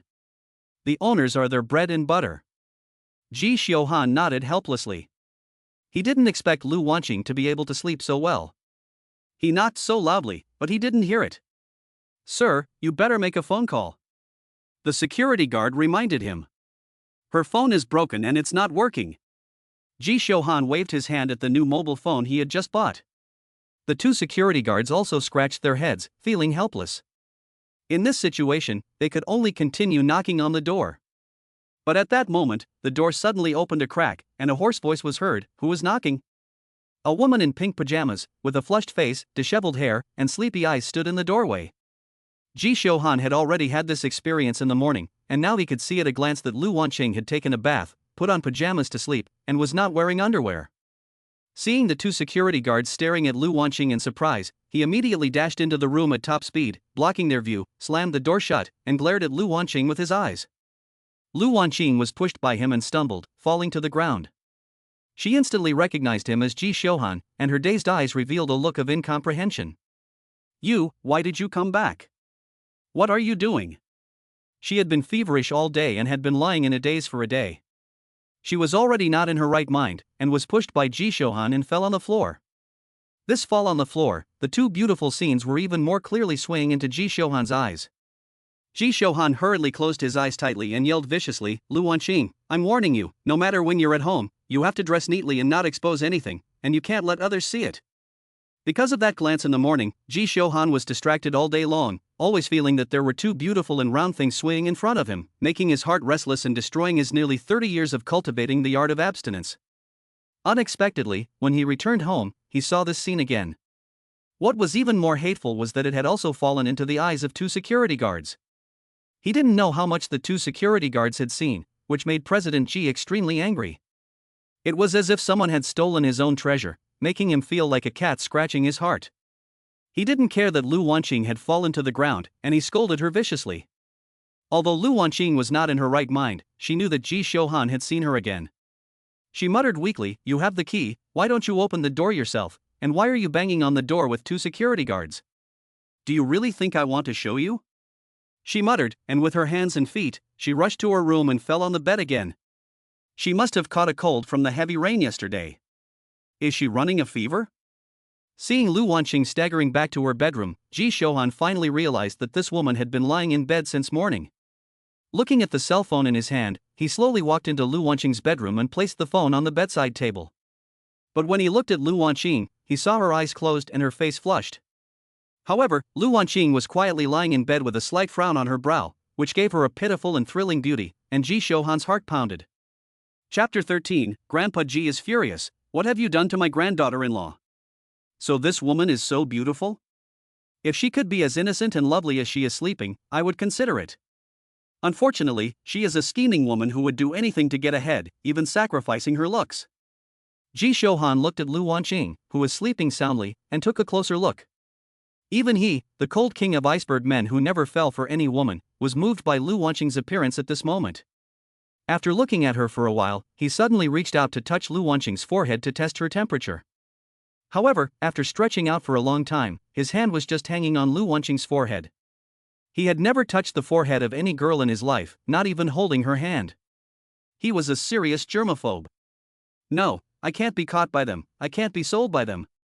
In the middle of hesitation, he suddenly heard Lu Wanqing mutter in her mouth, and her face showed a look of resentment and bitterness. This woman actually has her own hardships? Is someone going to deal with her? Ji Shohan looked at Lu Wanqing, who was frowning, and was puzzled. Ji Shohan is a man who doesn't understand the pleasures of life, an old virgin who can never find a woman. I don't care if you give it to me, Miss Lu. I don't know where to go. After a moment, Lu Wanqing mumbled again. Ji Shohan originally wanted to try her body temperature, and whether to give her some medicine, or arrange for someone to take her to the hospital, and suddenly his face turned pale. He is the richest man in Ningxing, the president of Ji, and he knows how many celebrities and daughters of wealthy families want to get close to him and marry him, but he sneers at them and looks down on them. This scheming woman actually said that he doesn't know how to have fun and will never find a woman? Will he always be an old virgin? And she said she didn't care at all? Ji Shohan, no matter how good his temper is and how calm his personality is, also turned pale and left. However, soon, he was standing outside the door again, quietly sizing up Lu Wanqing. After a while, he saw Lu Wanqing turning over in bed. In an instant, he realized that he had almost fallen for this woman's trick. She had not fallen asleep at all. She had deliberately provoked herself and set a trap for herself by taking advantage of her cold and fever. He, the Honorable President Ji, had almost fallen for her trick and fallen into her trap. Ji Shohan no longer paid any attention and walked with his long legs straight to his room. Work is the most fragrant. Ji Shohan is a workaholic and soon became engrossed in his work. I don't know how long it had been, but faintly heard a gentle moan from the next room, I'm cold. I want water. It was Lu Wanqing's voice. Ji Shohan looked at his watch, it was already past 7 o'clock, and more than an hour had passed without him realizing it. He returned to Lu Wanqing's room and saw that Lu Wanqing's face was even more flushed, her lips were chapped, and she was muttering softly. She reached out and grabbed at nothing, not knowing what she was grabbing for, but then she let go of it helplessly. This woman really seems to be sick, and she has a very high fever. Will she have a serious problem? I must not let anything happen to her. She is now living with me and is my nominal wife. What a troublesome woman. Ji Xiuhan frowned in disgust. Dong dong dong. Suddenly, there was a loud knocking on the door, fast and urgent. Ji Xiuhan was already in a bad mood, and he didn't know whether he should take Lu Wanqing to the doctor himself or have his assistant take her. This is his home, Ji Xiuhan. Who doesn't have eyes and dares to smash his door? He walked with long legs to the door, opened it without looking, and said in a cold tone, "Who dares to?" However, he stopped before he finished his sentence. Standing outside the door were his grandfather and the housekeeper, Uncle Li. "Grandpa, why are you here? You little brat, what have you done to my granddaughter-in-law? Why can't I get through to her phone for so long?" But I heard Grandpa Ji angrily yelling and barging in, looking at the living room and then heading straight for the bedroom. "Grandpa, what are you doing?" Ji Xiuhan was even more depressed, following behind Grandpa Ji. "Where is my granddaughter-in-law? What have you done to her?" Seeing that there was no sign of Lu Wanqing in the living room or the master bedroom, Grandpa Ji was even more furious, his face looking terrible. "Grandpa, don't get excited, Wanqing is at home, next door." Grandpa Ji has a heart condition, and his face was so bad that he could hardly breathe. Ji Xiuhan was suddenly nervous. "In the next room? Don't you live together?" Grandpa Ji went straight to the side room next door. In the blink of an eye, he saw Lu Wanqing lying in bed with a red face, muttering softly and with chapped lips. He walked up to her without any hesitation and reached out to touch Lu Wanqing's forehead. As soon as his hand touched her forehead, he withdrew it. Lu Wanqing's fever was so high that it burned his hand. Is she sick? Has she caught a cold? Is she running a high fever? Grandpa Ji turned around and glared at Ji Xiuhan, who was following him, and asked 3 questions in a row. "Yes, Grandpa, Wanqing has a cold." Ji Xiuhan whispered. "Have you given her medicine? Why is her fever so high?" "Medicine? I don't have any medicine here?" "I was just about to." Before Ji Xiuhan could finish his sentence, Ji's grandfather pointed at him with trembling fingers. "Then tell me, when did she catch a cold and have a fever?" Ji Xiuhan was stunned for a moment, and weakly said, "It seems that she caught a cold this morning." He remembered that when he went to pick up Lu Wanqing in the morning, her face was very red, but he didn't care at all and didn't ask. "You bastard, you really make me angry. How can I have a grandson like you? Don't you know that a high fever can kill a person? This is your wife, your legal wife, and you left her alone at home for a whole day, not caring whether she lived or died?" Grandpa Ji was furious, and raised his hand to slap him. He finally understood why he couldn't get through to Lu Wanqing all day. It turned out that Lu Wanqing had been in a coma with a fever. What's even more hateful is that his grandson didn't care whether she lived or died, which really made him mad. The slap was loud and clear, and it hit Ji Xiuhan's face hard. Ji Xiuhan was stunned. His grandfather had never hit him, let alone slap him in the face, and had always held him in his hands. Now, this woman, Lu Wanqing, had slapped him hard? He hadn't recovered yet, but he saw Ji's grandfather shaking all over, his face pale, and his body collapsing. He suddenly came to his senses, grabbed Ji's grandfather, and yelled, "Grandpa!" Obviously, this is because Grandpa Ji's heart disease has been aggravated by anger. "Master, don't be angry, it must be because the eldest son is too busy at work." Uncle Li rushed over in 2 steps, took out a small bottle from his body, and poured out 3 pills at the fastest speed, and put them into Grandpa Ji's mouth. Quick-acting heart pills, Uncle Li brought them with him for Grandpa Ji. Ji Xiuhan's heart relaxed, and he glared at Lu Wanqing, blaming this woman for causing the trouble.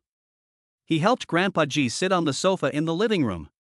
Soon, Grandpa Ji's face recovered, but his hands were still trembling, and his eyes were glaring at Ji Xiuhan. "Tell me, if I hadn't come, would you have left this girl alone today, letting her live or die?" "Grandpa, I really didn't mean to. I was a little busy at work, and besides, I didn't expect the cold and fever to be so serious, and it would even cost me my life." Ji Xiuhan felt a bit aggrieved. To be honest, his physical fitness has always been good, and he rarely gets colds or fevers. As for someone in the family getting a cold or fever, he doesn't need to ask about it, or even know about it, so he really doesn't know about this common sense of life. Now, seeing the angry look on Grandpa Ji's face, he also knows that something is wrong, and he was careless. "What are you still doing? Hurry up and call, and have the G family's personal doctor, no, have President Bai come here personally. Grandpa G slammed the table and yelled. Chapter 14, The Grievances of President G. Let Dean Bai come over? Ji Xiuhan was stunned. The G family has its own private medical team and its own hospital. Dean Bai is the chief medical doctor of the G family and the dean of the G hospital, the leading expert in Ningqing. Lu Wanqing has a cold, and it's a bit too much of a fuss, isn't it? Of course it's him, can't you just call someone over? This is our G family's eldest daughter-in-law, your husband's wife. Grandpa G glared at Ji Xiuhan. Ji Xiuhan dared not disobey Grandpa G, and immediately nodded, and made a phone call. Grandpa G's face finally returned to normal, and he got up and looked around the house, and then came to Lu Wanqing's room. He saw Lu Wanqing still groggy, and kept muttering. Her originally cute and lovely face was flushed under the high fever, and her eyebrows were slightly furrowed, making her look even more pitiful. Seeing this, the old man's eyebrows kept twitching, and he gave Ji Xiuhan a sideways glance, then took a wet towel and came over. What's the point of taking a wet towel? Ji Xiuhan hesitated. Just do as you're told, what's the big deal? The old man was full of anger. Ji Xiuhan immediately shut up and hurriedly took a white wet towel and handed it to the old man. The old man took it and carefully wiped Lu Wanqing's face, then draped the wet towel over her forehead. Ji Xiuhan looked at it and didn't know what to do, but he didn't dare to ask again, lest he be scolded again.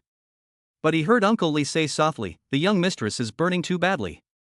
This can easily cause meningitis and burn out her brain. Using a wet towel can dissipate the heat for her. Ji Xiuhan suddenly realized. What are you still doing? Take your wife to your bedroom. You have a certificate and you still sleep in separate rooms. What kind of system is this? After the towel was applied, Grandpa G glared at Ji Xiuhan again. Take this woman to your bedroom and sleep with her in the same bed? Ji Xiuhan was stunned. This is something he absolutely cannot accept. But before he could even think about it, Grandpa G started yelling again. Don't you want to? Are you trying to trick me, old man? You two sleep in separate rooms, sign a temporary cohabitation contract, and get divorced in 6 months or 3 months? Ji Xiuhan suddenly shuddered. The old man was right. The cohabitation contract he signed with Lu Wanqing that morning would be a disaster if the old man found out. Fortunately, the contract was locked in his drawer. He was secretly lucky, but said, I'm willing, of course I'm willing, how could I lie to you? He said, and reached out, but after stretching out his hand for a long time, his face turned red, but he didn't know how to start. You useless little brat, haven't you ever held a woman before? This is your wife. Ji Xiuhan's embarrassment made Ji's father even more angry and he shouted at him. Ji Xiuhan's face turned red in an instant. After all, there was still Uncle Li standing outside. Although he was their butler, he was still an outsider, and he had lost face. Without hesitation, he reached out and picked up Lu Wanqing, along with the quilt, quickly and urgently. Stupid boy, be careful not to hurt her. Grandpa G yelled again. Ji Xiuhan had never been scolded before, and he was still being scolded. Looking at Lu Wanqing, who was flushed in his arms, he became more and more disgusted. When he slowly turned around and was about to walk out with Lu Wanqing in his arms, Lu Wanqing suddenly grabbed his hands, said "E" in his mouth, pinched Ji Xiuhan's cheeks, and then hugged his neck with both hands and leaned into his arms. This time, it was even more shocking for Ji Xiuhan, and he almost dropped Lu Wanqing. This woman was teasing him and seducing him, and she was doing it in front of his grandfather. When Ji Xiuhan's situation fell into Ji Leoi's eyes, Ji Lei rolled his eyes even more. He was really useless. Hurry up and hug him. He also realized that although his great-grandson was a powerful figure in the business world, he was a pure-hearted young man who had never been in contact with a woman. Uncle Li outside also saw this situation, his eyes were strange, and he turned his body as quickly as possible, as if he had not seen it at all. The eldest son is a man who has not been baptized by women. He has always been arrogant, and he must not lose face. Ji Xiuhan's face was even more flushed. This is not giving him face, it's just making it worse. Be gentle, you little brat, and treat your wife well. Grandpa Ji followed him behind him and headed straight for the master bedroom, lifting the quilt on the bed so that Ji Xiuhan could gently lay Lu Wanqing down. Ji Xiuhan slowly laid Lu Wanqing on the bed as instructed by his grandfather. Lu Wanqing still held him tightly around the neck with both hands, not letting go. Ji Xiuhan frowned. Does this woman like to hold on to men so much? How many men has she been with? The image of Lu Wanqing and other men in an intimate relationship appeared in his mind, and he became even more irritable. Suddenly, Lu Wanqing whispered two words in her mouth. Ji Xiuhan is a guy with eyes but no eyes. This young lady is so cute, and he actually wants to sign a contract with me. Although the voice was not loud, this scared Ji Xiuhan so much that his heart almost jumped out of his throat. Without thinking, he reached out and covered her mouth. This woman is still obsessed with the cohabitation contract, and she is thinking about it in her dreams. The cohabitation contract absolutely cannot let Grandpa know, otherwise, it will definitely turn upside down. Lu Wanqing, who was in a coma, had her mouth covered and was having trouble breathing. She couldn't help but lick Ji Xiuhan's palm with her tongue, and then opened her mouth and bit it. At this moment, Ji Xiuhan's heart was even more like a cat scratching, and his blood was almost boiling, and even some parts had a strong reaction. This woman is teasing him, and is seducing him. Ji Xiuhan really suspected that this woman was not in a coma at all, but was sober and taking advantage of the opportunity to seduce him. Ji Xiuhan covered her mouth, and Lu Wanqing's face turned red, and she couldn't help but scold him again. You bastard, what are you covering her mouth for, making her unable to breathe? Ji Xiuhan quickly let go, and with a strong push, he separated Lu Wanqing's hands from his neck.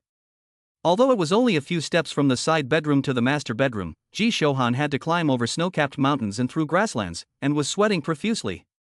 He looked at Lu Wanqing, who was fast asleep, and felt as if he had been pardoned. Now you know that your wife is good-looking? Don't stay here, quickly go and get some warm water and feed her a little. Grandpa Ji scolded again. It seemed that since he had entered the house, he had been scolding Ji Xiuhan non-stop. Chapter 15, holding her in his arms and pampering her. Ji Xiuhan hurriedly brought a glass of water over, but before he knew it, Ji's father reached out and tried it, and then scolded, You little brat, can you drink this hot water? Hurry up and get another glass. Poor Master Ji, he has always been served by others, when has he ever served others? Mechanically following what Master Ji had taught him, he took 2 cups and kept switching the water in them until Master Ji said it was fine, then he stopped and came to Lu Wanqing's side. What are you doing? Hurry up and hold her in your arms and feed her water. Do I have to teach you by hand? Master Ji's scolding started again. Hugging her? Ji Xiuhan frowned and sat on the edge of the bed, pulling Lu Wanqing recklessly into his arms. Lu Wanqing's body instantly curled up in his arms. This time, Ji Xiuhan's grandfather looked at him with great distress, raised his hand and hit Ji Xiuhan's head with a violent slap. You bastard, do you want to kill my precious granddaughter-in-law? How can she drink water like this? Ji Xiuhan was even more confused. How else could he hug her? Take off your shoes, jump onto the bed, sit down, spread your legs, and hold her in your arms, leaning against your body. Ji Xiuhan, in desperation, acted like a puppet and did as Grandpa Ji said, took off his shoes, jumped onto the bed, and held Lu Wanqing in his arms. Be gentle, don't you know how to be considerate of your own wife? Can't you see she's frowning? This fairy-like wife has followed you, and you're really lucky to have her. You don't deserve to be a husband, or the eldest son of our Ji family. Ji Xiuhan listened to Ji's father's trembling words, and hugged Lu Wanqing stiffly, gently feeding her water. He was afraid that if he did anything wrong, he would be scolded by Grandpa Ji again. Although Wen Yu was full of warmth and soft as a feather, making him feel restless, he still found Lu Wanqing disgusting. He thought that she was pretending, just to make fun of him, the CEO of Ji Group. Under the efforts of Ji Xiuhan, Lu Wanqing slowly opened her dry and cracked lips, took a sip and then another, and then softly hummed. That's the way it should be, that's how a young couple should be. Brat, your face is stiff and your hands are shaking, are you moved? Grandpa Ji was watching with a smile on his face. And he couldn't help but be happy. Ji Xiuhan was depressed, and he was still moved. Uncle Li outside almost laughed out loud. 10 minutes later, a Mercedes-Benz stopped in front of the Royal Garden community. 2 men got out of the car, one was in his 50s, wearing glasses, and the other was a young man in his 20s. The man in his 50s looked around, puzzled, what was the CEO doing here? He clearly had several luxury villas in the best locations in the city, but why was he making a house call here? Could it be that he wasn't a member of the Ji family?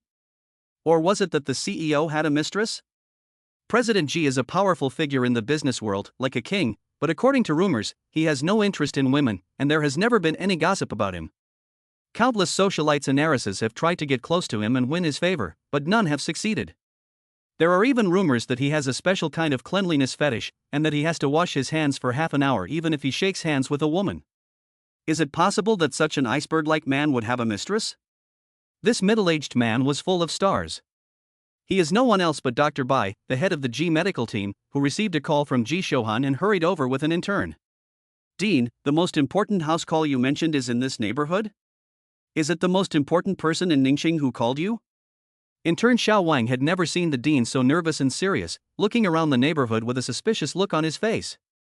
Young man, don't say anything rash, keep your mouth shut. But Dr. Bai patted Xiao Wang on the shoulder and said in a deep voice. No matter where, as long as it is a call from President Ji himself, this person is absolutely important. President Ji is the king of Ningxing, and the whole city trembles at his every step. Wang Xiao looked at the solemn and dignified expression of Dean Bai, shrunk his neck, and nodded firmly. Soon, Dean Bai took Wang Xiao to the 28th floor. Kid, remember what I just said, don't look at what you shouldn't, don't say what you shouldn't, just do what I tell you to do. Looking at this unit 808, Dean Bai became more and more aware that it must be President Ji who had a mistress and was keeping a mistress outside. He once again solemnly told Xiao Wang. President Ji personally made the call, which shows that this mistress is very important to him. The more Dean Bai thought about it, the more excited he became. This kind of top-secret privacy, President Ji actually let him come over, which was simply his greatest honor. He even regretted bringing Xiao Wang. Pressed the doorbell, and soon the door opened. President Bai looked at the slowly opening door with a flattering smile, but his smile froze instantly. Grandpa Ji? Standing inside was Grandpa Ji, the former head of the G group. Ah, Xiao Bai, you've finally come. Come in quickly. Grandpa Ji smiled gently. Grandpa Ji personally opened the door for him, and President Bai was even more shocked. Who was he seeing?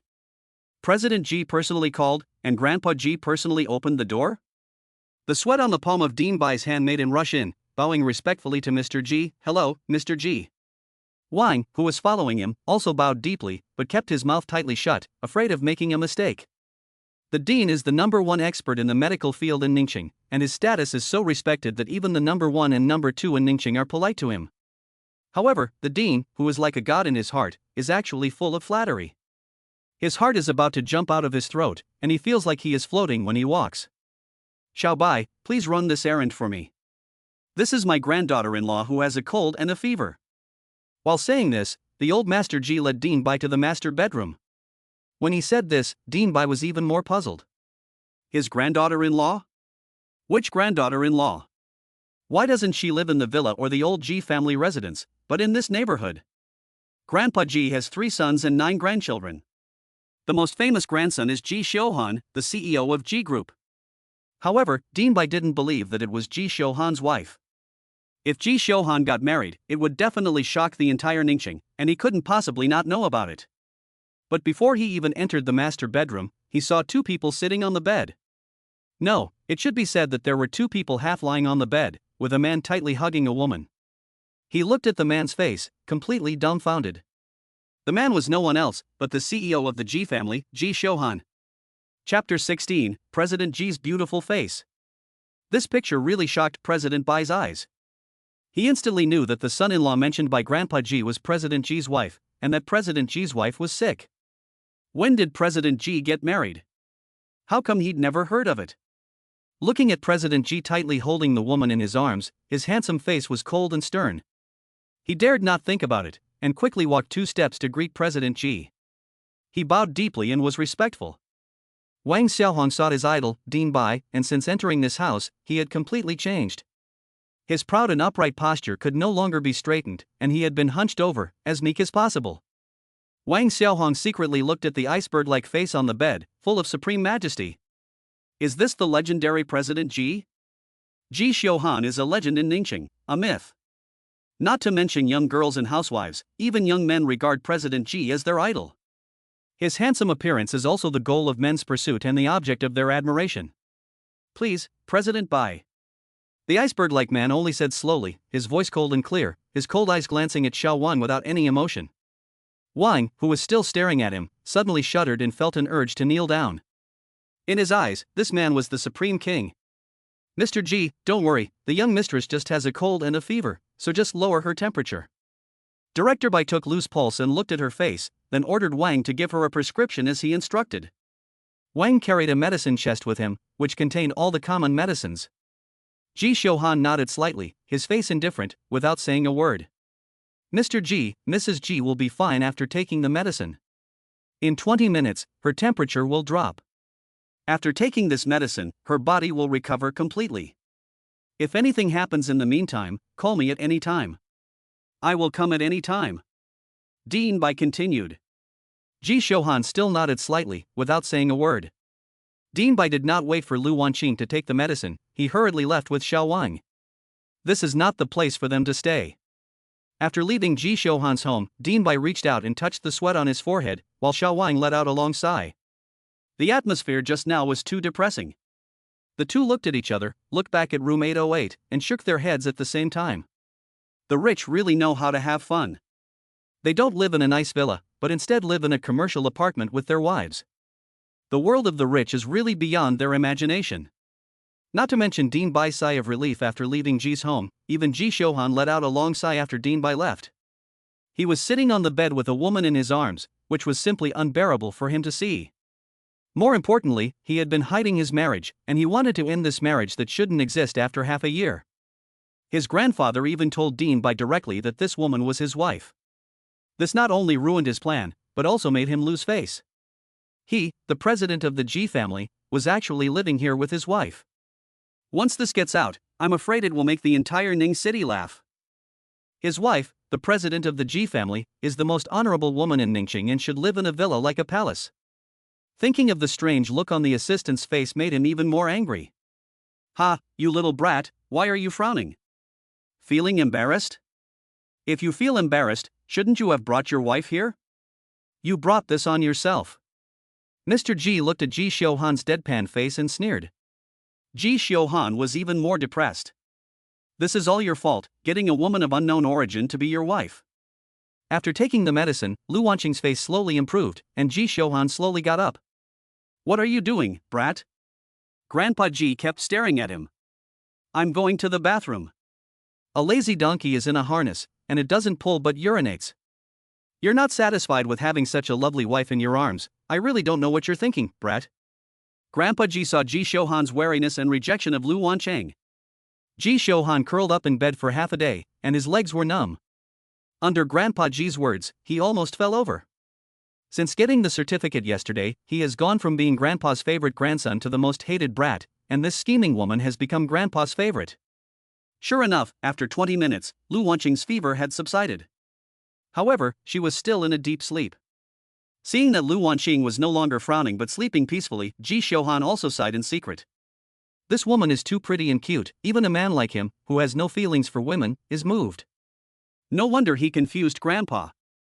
Grandpa, it's already 9 o'clock, you should go back. Ji Xiuhan just wanted Ji's grandfather to leave, so that he wouldn't keep staring at him. I'm not leaving today, I'm staying in the side bed. Brat, what are you thinking? Do you think I don't know? Today you will stay with Wanqing, don't go anywhere. Grandpa Ji glared at Ji Xiuhan and said coldly. At this point, Ji Xiuhan was even more stunned. His grandfather was not leaving, but was going to spy on him and Lu Wanqing in bed? Chapter 17 Grandpa, you're not going to watch us make a baby, are you? Grandpa, you'd better go back, the environment here is not good. Ji Xiuhan held back for a long time and said in a muffled voice. Don't even think about it, I'm staying here today. Grandpa Ji is like a child with a grudge. He turned to Uncle Li and said, ask Mrs. Lu to make some soup. The young mistress has been groggy all day and hasn't eaten anything. She'll be hungry when she wakes up. Yes, sir. Uncle Li turned and left. Ji Xiuhan was even more wryly smiling. It seems that he won't be able to sleep well tonight. You little brat, don't show me your face. I've chosen the perfect wife for you, and you still don't know how to cherish her? Do you know that if you continue to ignore her, something terrible might happen every night, and you might burn your brain out? Patients are most afraid of high fever. Whether you accept her or not, since you have taken her as your wife, you have the responsibility to take care of her, and you can't let her get hurt, and you can't just let her lie in the house and get sick. We Ji family men absolutely cannot abuse our women, this is our Ji family tradition. After Uncle Li left, Grandpa Ji scolded Ji Xiuhan severely. Ji Xiuhan nodded, thinking that he was scared. After all, Lu Wanqing was his legal wife, and he had abused her a little. If something really happened, he, Ji Shohan, would be responsible. I'm a little sleepy, you guys go to sleep too. You little brat, don't be a demon. After getting married, you should sleep in the same bed. I'll check it at any time. Ji Shohan looked at Lu Wanqing sleeping and thought about the cohabitation contract in the drawer. Ji Shohan looked at Lu Wanqing sleeping and thought about the cohabitation contract in the drawer. He had signed it this morning, and he had already broken the contract that night. The cohabitation contract clearly stated that during the cohabitation period, the two would sleep in separate rooms, and neither party could demand that the other fulfill their marital duties. Stupid girl, your phone is still not turned on? Did you change your number? On Ningxing Street, there were several figures swaying. One of them looked at his phone and cursed rudely. This person is no one else but Lu Feihu, Lu Wanqing's father. Mr. Lu, is there a mistake? My sister-in-law doesn't work at that company, does she? A man with a crew cut said. There is absolutely no mistake. Lu Wanqing works at the Sunrise Group. I looked for her there. Lu Haonan said. What woman? That's my sister-in-law, and your sister? I don't know what you two did to my sister-in-law that made her so wary of you. The man with the crew cut kicked Lu Haonan in the leg and angrily cursed. The man with the crew cut and the other two were none other than the brothers sent by Wang Liguang to help Lu Feihu capture Lu Wanqing. Lu Wanqing is the woman of their boss Wang Liguang, so she is naturally their sister-in-law. Although they came to capture Lu Wanqing, they treated her with great respect. Before they came, Wang Ligong had told them that he really liked Lu Wanqing and wanted to marry her and live a good life with her, unlike the women he had played with before. He also told them that they could only capture Lu Wanqing and must not hurt her in the slightest. Today, Lu Feihu and his son have been waiting near the Shuri Group building with the three men Wang Ligong arranged for them. However, after waiting for a whole day, there was no sign of Lu Wanqing. Maybe she took a few days off, but she can't keep taking off work. We'll keep watching tomorrow. Lu Feihu reassured the three men. I heard that our sister-in-law is very good at fighting. Is that true? Could it be that you two are too strong on the outside but weak on the inside? One of them suddenly laughed at Lu Feihu and his son. Ah, that's right, you two must be good-looking but useless. The other two also laughed heartily. To be honest, even these thugs would look down on selling their own daughter. Grandma Lu, you must take care of your health. Don't get angry and hurt yourself. Wanqing's phone is not working. She must have changed her number to avoid being. Ningxing, 100 miles away, Lu Wanqing's hometown. An old lady is lying in bed, sighing constantly, while a young girl stands by the bedside, gently persuading her. Girl, I'm fine. You go ahead. Don't worry about me. The old lady smiled at the young girl, her smile tinged with bitterness. Grandma Lu, you must take it easy. Wanqing is so smart. Nothing will happen to her. The girl then said again, before slowly leaving. Cough, cough. As soon as she had left, the old lady spat out a mouthful of phlegm. The phlegm was not white, but red. However, the old lady quickly covered the phlegm with dust, her eyes revealing despair and endless sadness, and she softly muttered, Wanqing, you must not be found by your father. You must find a good family to marry into. It's a pity that Grandma will never see you get married in style again. Uncle Li is very efficient. Although the old house is 30 miles from the city, it took him less than an hour to come back with a big bag containing 2 thermos flasks. When Grandpa Ji heard the noise, he came out and looked at the master bedroom. Ji Shohan was still working, and Lu Wanqing on the bed was still sleeping quietly. He waved his hand and urged Uncle Li to go back. Before he knew it, it was 11 o'clock, and Ji Shohan was still busy working. Grandpa Ji frowned, this kid won't work all night and not go to bed, will he? If this goes on, when will I get a grandchild? He walked into the master bedroom, patted Ji Shohan on the shoulder, and whispered, You little brat, work is at the office, not at home. It's late, go to bed quickly. He didn't care what Ji Shohan was doing on the computer, and turned off Ji Shohan's computer. Grandpa, this is a project proposal, I haven't saved it yet. Ji Shohan was angry and anxious. What project proposal? The G group has already grown big enough because of you. But no matter how big it gets, how can it be more important than my great-grandson? Turn off the lights and go to bed now. Who is your great-grandson? Ji Shohan was stunned for a moment and asked in surprise. Grandpa Ji was even more angry and slapped him on the head. Who do you think my great-grandson is? If you don't work hard, when will I have a grandchild? You must go to bed now. Ji Shouhan immediately realized that the old man was asking him to go to bed and make a baby with Lu Wancheng. He rolled his eyes and said, "Grandpa, you have more than one grandson. Why are you always staring at me? Making a baby? What a joke. Even if he could make a baby, he wouldn't make one with this scheming woman in bed. Besides, Lu Wancheng is still in a coma. How could he make a baby? I'm so angry, my heart hurts, my heart hurts." Grandpa Ji suddenly covered his chest with his hands and cried out. Hearing him cry out, Ji Shouhan was suddenly scared. "Okay, I'll listen to you. I'll go to bed now. You have to hit the snake at the 7-inch point." Grandpa Ji knew where Ji Shouhan's 7-inch point was. "Okay, you go to bed now." Grandpa Ji patted his chest, but his eyes were fixed on Ji Shouhan, and he had no intention of leaving. "Grandpa, you don't want to see me go to bed and make a baby, do you?" Ji Shouhan looked at Ji's grandfather's appearance and couldn't help but laugh and cry. "What are you thinking, you little brat? You think I don't know? You just want to wait for me to leave and lie on the floor? I'm telling you, that's not going to happen. I'm not leaving until you go to bed." Ji's grandfather sneered. Chapter 18, Ji's grandfather's peeping. Ji Shouhan's face turned red and white, and he walked straight out with a gloomy face. But Grandpa Ji held the door with both hands and sneered. "Can I go out to the toilet?" Ji Shouhan rubbed his forehead. "Okay, go to the toilet, wash your face, brush your teeth for 5 minutes, and you must be back within 5 minutes. Brat, don't even think about lying to me." Grandpa Ji let go of his hand. Ji Shouhan rolled his eyes even more. 5 minutes to wash your face, brush your teeth, and go to the toilet. He was depressed, but he dared not disobey. Obviously, Grandpa Ji was going to waste time with him, and he had to get into Lu Wancheng's bed today. He simply got up and did the 3 things. Before he even left the bathroom, Ji Shouhan saw Grandpa Ji standing at the door waiting for him, his face solemn, holding up his phone. The time on the phone was 11:33, 2 minutes past. Ji Shouhan was speechless, and he didn't make a sound, heading straight for the master bedroom. After he got in, he locked the door. He didn't know that as soon as the door was locked, he heard the sound of knocking on the door.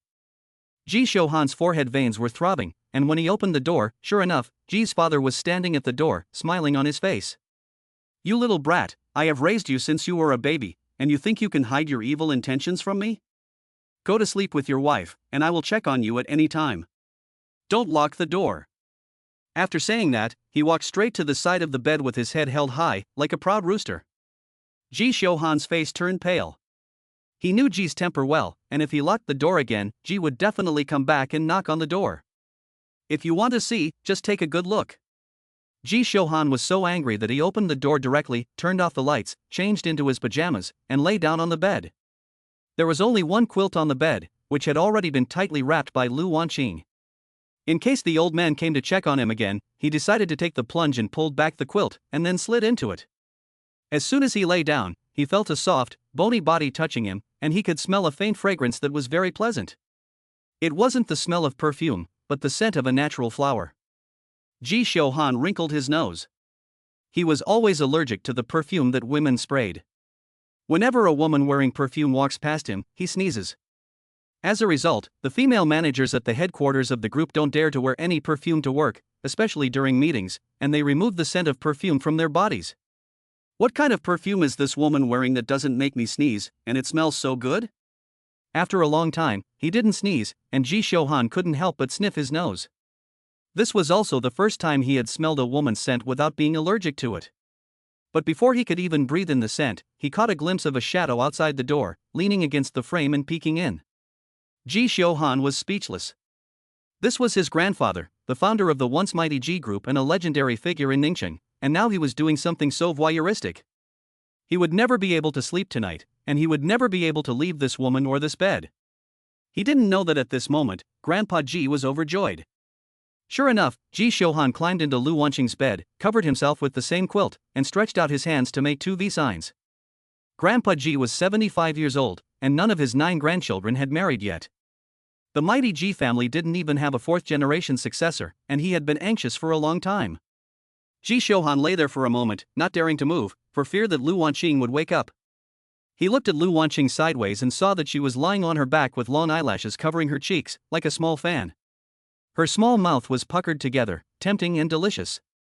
Her skin was delicate, and although the lights were off, he could still see that Lu Wanqing's skin was like mutton fat. Feeling Lu Wanqing's body temperature, Ji Shouhan suddenly felt an inexplicable emotion well up in his heart, and his calm heart rippled. This is a woman? This is a woman's body temperature and feelings? It seems that this woman is not so annoying.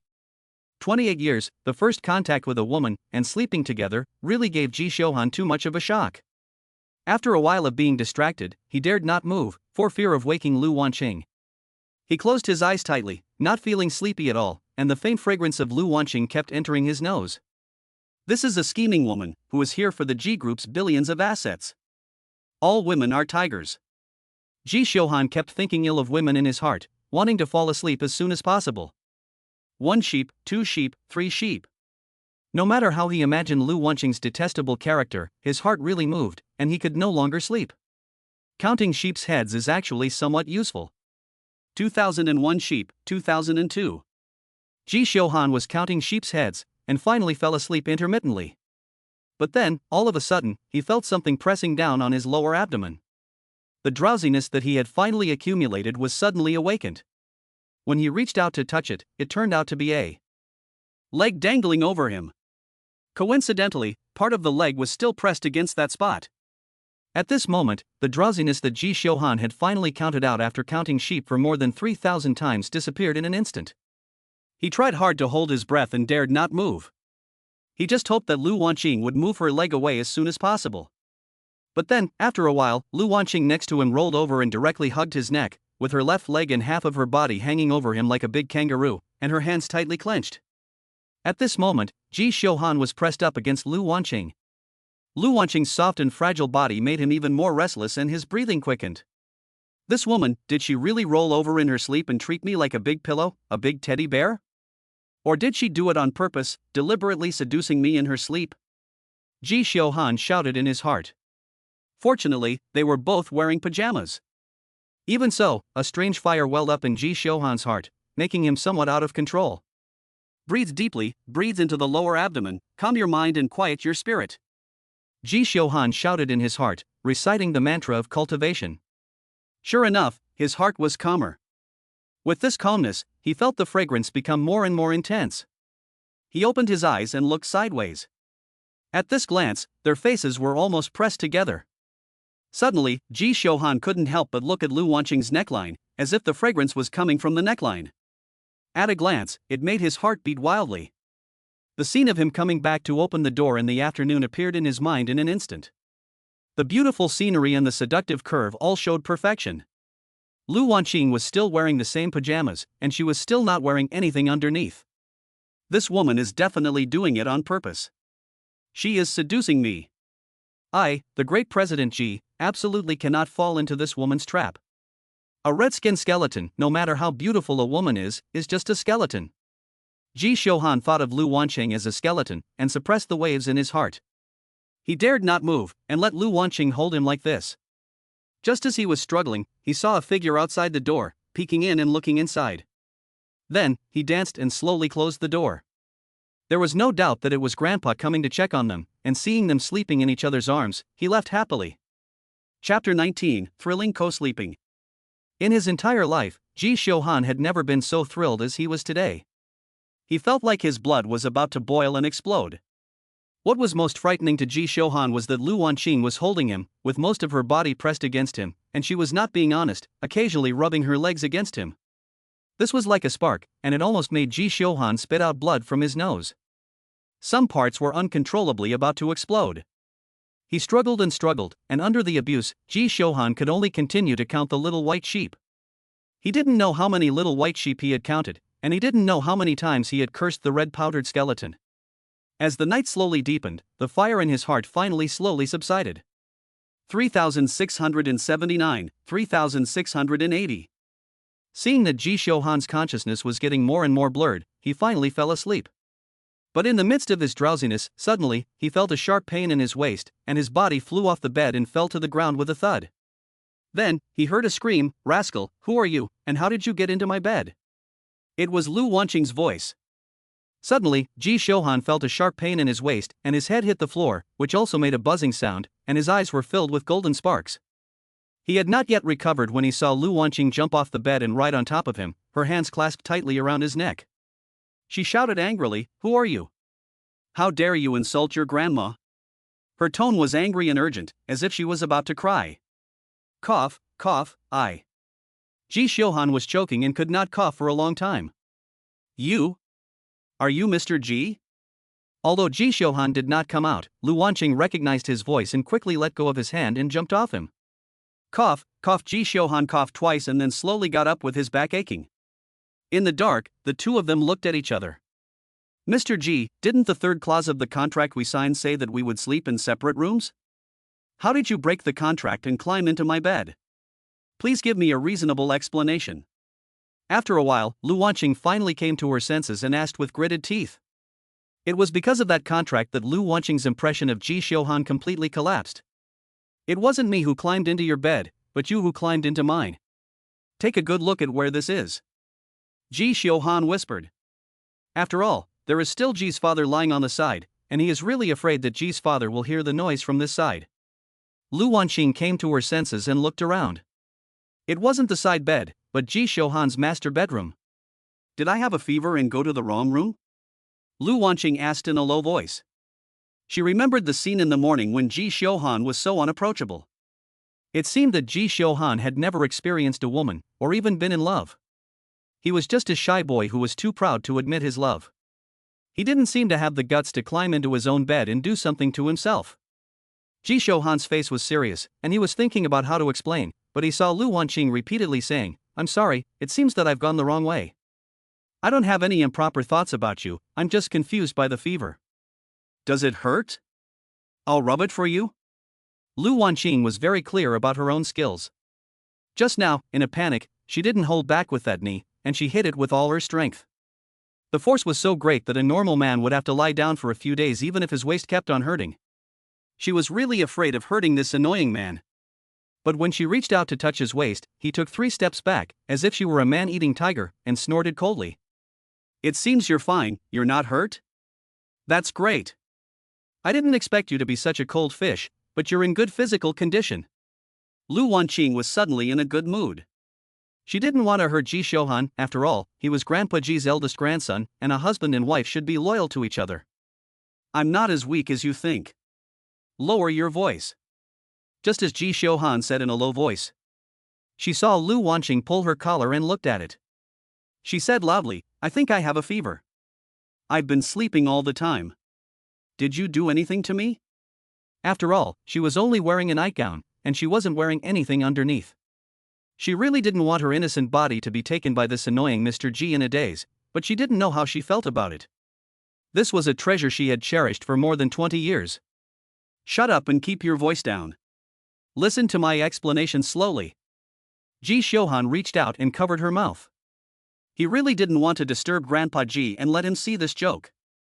If Grandpa Ji knew that his waist had been seriously injured by Lu Wanqing, he would definitely laugh out loud. "Did you really do something to me?"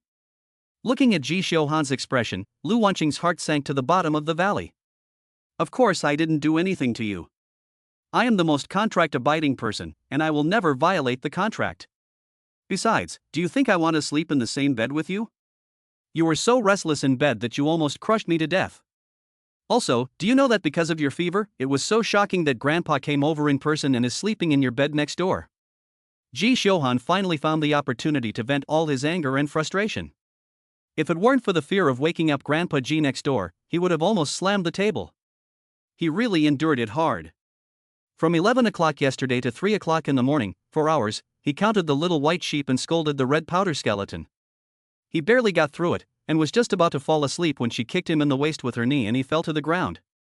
Even if his body is as strong as steel, at this moment, his waist is sore and his head is dizzy. Of course, the physical pain is far less than the 4 hours of mental torture, it is simply inhuman torture. Grandpa Ji also came. What exactly happened? Lu Wanqing suddenly calmed down. She promised Grandpa Ji and Ji Shouhan to meet, and she took the certificate. Naturally, she didn't want Grandpa Ji to be disappointed in her. "It's all because of you. Why did you go out in the rain and catch a cold?" You were lying in bed all day, your phone was off, and Grandpa couldn't get through to you, so he came to the house to look for you. When he saw you had a cold, he felt sorry for you and took out all his anger on me. It's the middle of the night, and he's still here, waiting to see you get better. Ji Shouhan was getting more and more angry. His grandfather had scolded him countless times today, more than he had ever been scolded in his entire life. What made him feel even more suffocated was that his own grandchild seemed to be far inferior to her as an outsider. Grandpa Ji wanted to hold her in the palm of his hand and even forced himself to sleep with her in the same bed. Mr. Ji, let's talk it over. Let's take it slowly. A warm current ran through Lu Wanqing's heart.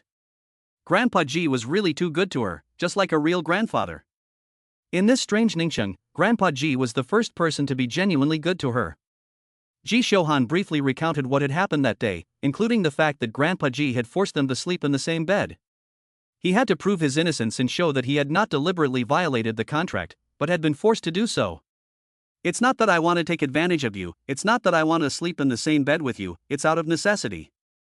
I can't bear to see Grandpa sad, I can't bear to see Grandpa angry and ill. Don't worry, I didn't touch you, not even your hand. Ji Shouhan finally clarified his innocence again and again, absolutely not letting Lu Wanqing catch him by the short hairs. So that's it. Thank you, Grandpa. Of course, Mr. Ji, thank you too. Lu Wanqing smiled, and she could tell that Ji Shouhan was feeling pent up. Ji Shouhan snorted. He didn't expect Lu Wanqing to let him off so easily. He had been worried that Lu Wanqing would use this as an excuse to accuse him of violating the contract and void it, which would be troublesome and a waste of his efforts. However, to be honest, Mr. Ji, I am such a beautiful woman, and you slept with me, but you really didn't touch me, not even a little bit? Lu Wanqing suddenly stared at Ji Shouhan with a suspicious look, her face almost touching his, and asked in a low voice. If that's the case, then she is too weak as a beautiful woman, and she has failed. Of course I didn't touch you. Do you really think you are Marilyn Monroe, that every man will be moved by you? Ji Shouhan frowned and took 2 steps back. Well, Mr. Ji, you wouldn't have that kind of inclination in your heart? Lu Wanqing suddenly had stars in her eyes and stared at Ji Shouhan tightly. Chapter 20. It turns out that Mr. Ji likes men. Shut up, I'm a normal man, it's just that you're not attractive to me. Lu Wanqing's words made Ji Shouhan's face look ugly, almost dripping with water. Even if he is usually composed, calm, and quiet, his voice has changed at this moment. Although it was dark, Lu Wanqing still saw his flustered look, and she secretly nodded in her heart. It seems that she has hit a sore spot with her words, making him flustered. Lu Wanqing was a little shocked at first. She was such a sexy and enchanting beauty, but Ji Shouhan said that he not only had no feelings for her, but didn't even touch her hand. You see, whether in middle school or college, there were always a lot of boys around her, and even that 40-year-old nouveau riche was willing to spend 2 million to buy her. Now, suddenly her heart was balanced. It turned out that Grandpa Ji's grandson was a homosexual and had psychological problems. She had many questions in her mind. Ji Shouhan was so handsome and arrogant, just the ideal image of a domineering CEO in the hearts of all young girls. Now she suddenly realized that the key to the problem was here. This CEO Ji had psychological problems, so he deliberately acted cold and arrogant, pretending and concealing himself. After thinking it all through, Lu Wanqing was in a good mood, and she felt a little sad for Grandpa Ji. If Grandpa Ji knew the truth, he would be very sad. She knows how much Mr. Ji loves Mr. Ji Shouhan. Mr. Ji, don't be angry. I have modern ideas and won't have any prejudice against you. Your situation is very common in today's society. Many countries have already passed laws to protect people like you. Mr. Ji, don't be too stressed. As long as you find true love, you can boldly pursue it. As for Mr. Ji, I can explain to him when the time comes. This is not a shameful thing. Lu Wanqing was full of sympathy for President Ji, but she was afraid of hurting his pride, so she said in a low voice to comfort him. The more Ji Shouhan listened, the more his face turned ugly. What did this woman mean? Could it be that she thought he was mentally abnormal and had same-sex tendencies? Besides, he, President Ji, was fierce and ruthless, and had no trace of homosexuality. Woman, shut your mouth. I, Ji Shouhan, am a real man. Don't think that you can change my opinion of you. Ji Shouhan was so angry that he was beside himself. But at that moment, footsteps and the voice of Ji Laosher came from outside. Sure enough, the sound of the two of them had been heard by Ji Laoshi. "Grandpa Ji, I'm awake." Lu Wanqing hurriedly turned on the light and went to meet him. Whether or not they would become family, she was still grateful to Ji Laoshi. "Wanqing, you're awake? No more fever? That's great, Grandpa is so happy." Grandpa Ji looked at Lu Wanqing, whose face was normal, and a smile bloomed on his face. That smile came from the bottom of his heart, and it made Ji Xiuhan frown in secret. "Grandpa Ji, thank you so much for coming to see me. I just caught a cold from the rain, it's nothing serious, there's no need for you to come at all." Lu Wanqing hugged one of Grandpa Ji's arms and said, shaking her head. "Girl, you're still calling me Grandpa Ji?" Grandpa Ji looked displeased. "Grandpa, it's Grandpa." Lu Wanqing quickly corrected herself. "Good, that's how it should be. I'm your grandpa, your real grandpa. Since you've corrected yourself, Grandpa, I want a gift." Grandpa Ji beamed happily and took out a delicate gift box from his body and handed it to Lu Wanqing. Ji Xiuhan, who was standing on the side, saw the box and his facial muscles twitched. He disapproved and was about to stop him from opening his mouth. What was in that box? It was the Ji family heirloom, the spirit stone, and I never thought that Grandpa would bring it to give to Lu Wanqing. "Grandpa, thank you, but I won't accept the gift." Lu Wanqing saw the expression on Ji Xiuhan's face, and she knew that it was something special, so she quickly refused. She and Ji Xiuhan could never be husband and wife. Regardless of whether he was a homosexual, Ji Xiuhan was not her type. She had no need to accept Ji's gift, so as to avoid entanglement when they broke up, and to make Ji Xiuhan think that she was greedy. "Wanqing, this is the first gift that Grandpa has given you. You must accept it. If you don't, Grandpa will be very sad. Besides, don't look at the face of this brat. He was born with this look, as if everyone owed him money." Grandpa Ji didn't say a word and just shoved the gift box into Lu Wanqing's hands. Well, Lu Wanqing had no choice but to take the gift box. "Wanqing, you just said that you caught a cold from the rain. What happened?" Seeing that Lu Wanqing had taken the gift, Grandpa Ji was beaming with joy. Thinking about what Lu Wanqing had just said, he asked. "Grandpa, the heavy rain last night happened to be interrupted by Ji Xiuhan's coughing, which interrupted her in the middle of her story. Wanqing, you must be very hungry after having a fever yesterday. Here is some soup and a midnight snack. Eat quickly." He must not reveal the secret. The heavy rain last night fell on Lu Wanqing's body, and he, Ji Xiuhan, saw it from beginning to end without helping her. More importantly, yesterday, Grandpa Ji called him and asked him not to let them get wet in the rain. He lied to Grandpa Ji and said that he had already picked up Lu Wanqing and that she was taking a bath at home. If he was found out, Grandpa Ji would definitely be furious again, and he might even have a heart attack because of it. It can be said that Lu Wanqing got a cold and a fever because he didn't help her when she was in trouble. As soon as he interrupted her, Lu Wanqing stopped talking. Obviously, Ji Xiuhan didn't want her to say it. At this moment, her stomach started to rumble. Yes, girl, you must be hungry, go eat and drink. But remember, no matter what happens in the future, if this kid doesn't have time, be sure to tell Grandpa, I have nothing to do every day. Ji Xiuhan looked at Ji Xiuhan and gave a warning look.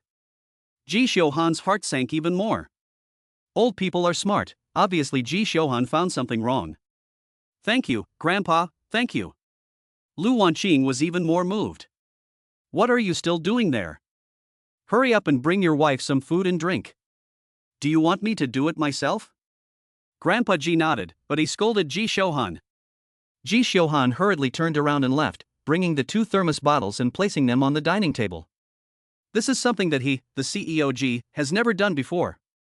Although it is very simple, he was busy and flustered. This woman is a disaster. Ever since I met her yesterday, everything has been going wrong. Ji Xiuhan thought to himself. From yesterday until now, Ji's father has scolded him countless times, scaring him to death. Chapter 21, Is my CEO Ji being disdained by her? After a day without eating, Lu Wanqing saw the delicious soup and vegetables, and her stomach started to rumble. The Ji family chef is very good at cooking. Whether it is a dish or soup, it makes Lu Wanqing feel like a delicacy, and she can't help but eat it. Eat slowly, girl, don't choke. And this soup, it's a little hot, a little cold. That, you little brat, what are you doing standing there, don't you quickly cool the soup for your wife. Grandpa Ji looked at Lu Wanqing's hearty eating and smiled, saying that he was indescribably happy. Ji Shouhan, however, kept rolling his eyes. This woman is too unkempt, as if she hadn't eaten in 8 years. Grandpa is too biased. With a granddaughter-in-law, he treats his eldest grandson like a thorn in his eye. Grandpa, I'm full.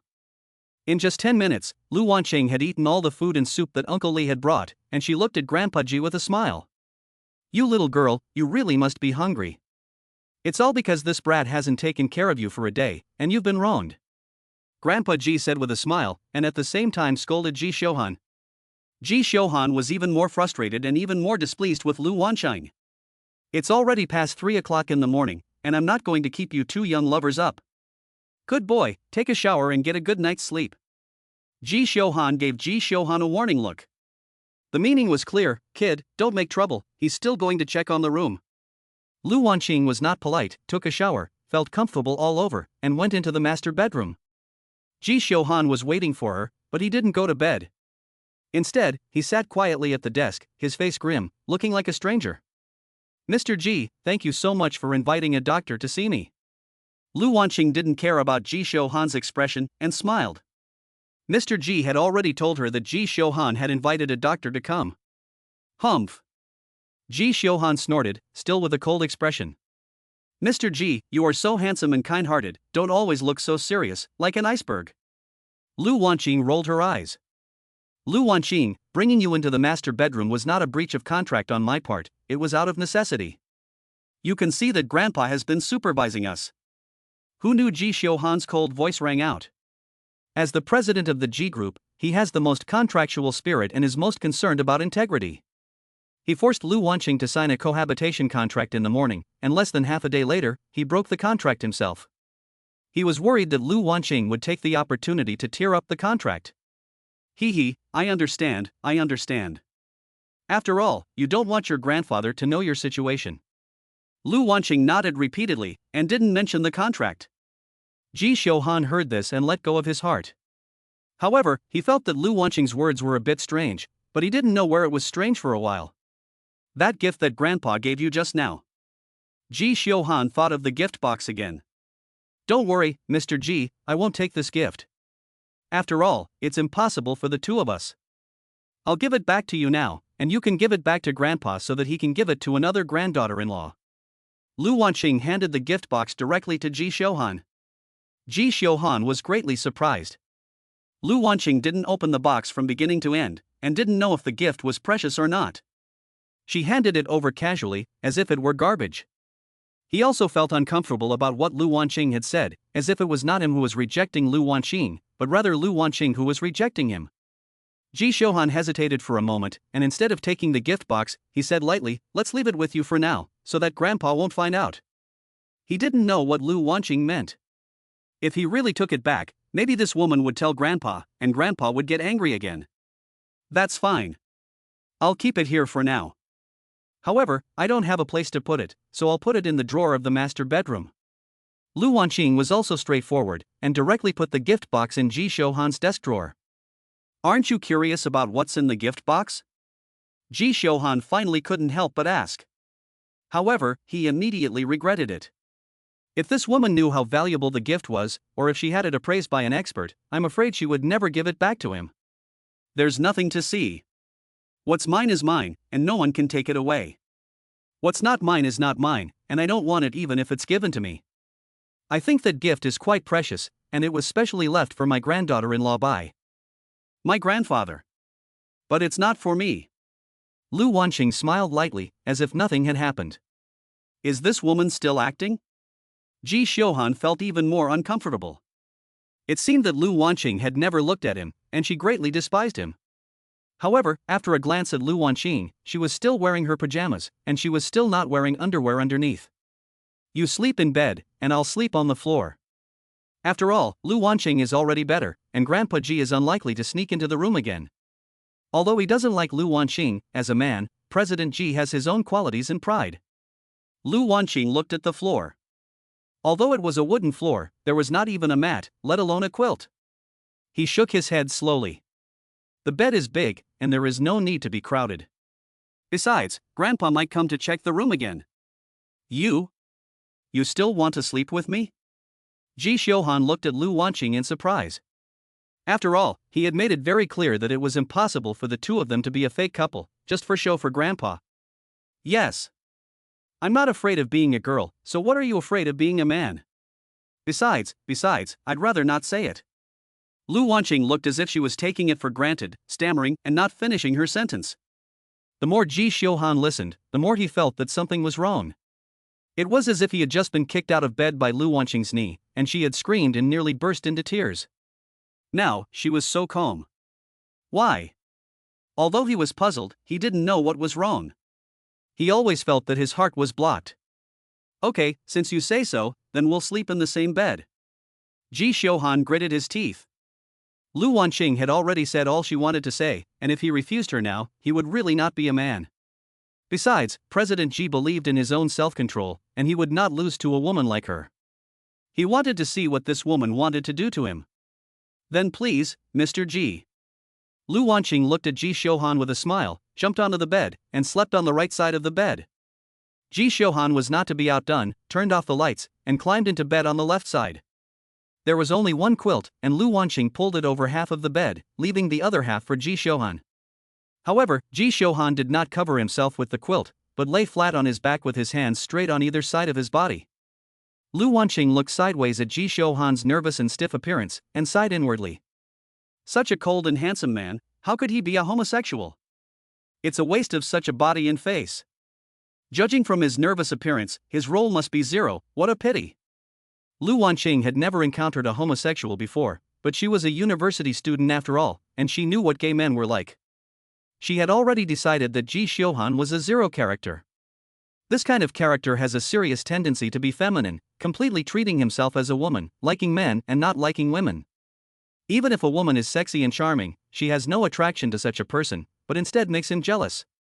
Ji Xiuhan's heart was surging, and he kept breathing deeply to calm himself down.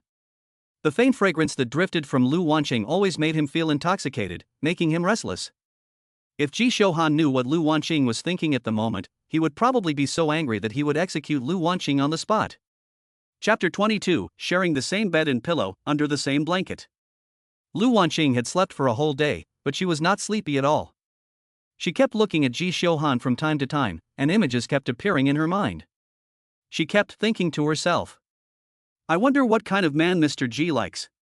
Is he tall and strong, or is he cold and domineering like him, or is he gentle like a scholar? It's just a pity that such good genes cannot be passed on. Lu Wanqing secretly felt sorry for Grandpa Ji. Grandpa Ji loved his grandson the most. This woman keeps looking at me, must be trying to seduce me, to make me her real husband. Ji Xiuhan closed his eyes slightly and secretly observed Lu Wanqing, laughing coldly in his heart. He had no idea that Lu Wanqing had already decided on him, and treated him as a sister. Time passed quietly, and before they knew it, half an hour had passed, and neither of them had moved. I don't know if he's asleep.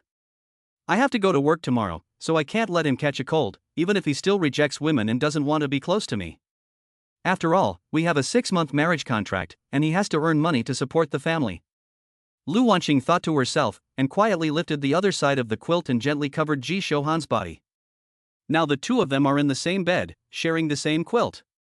This woman finally couldn't help but make a move on me. I don't know if she's going to pounce on me directly or slowly seduce me. I, the CEO, absolutely cannot fall for her trick and let her achieve her goal. Ji Xiuhan was not sleepy at all. He felt the quilt gently covering his body and sneered in his heart.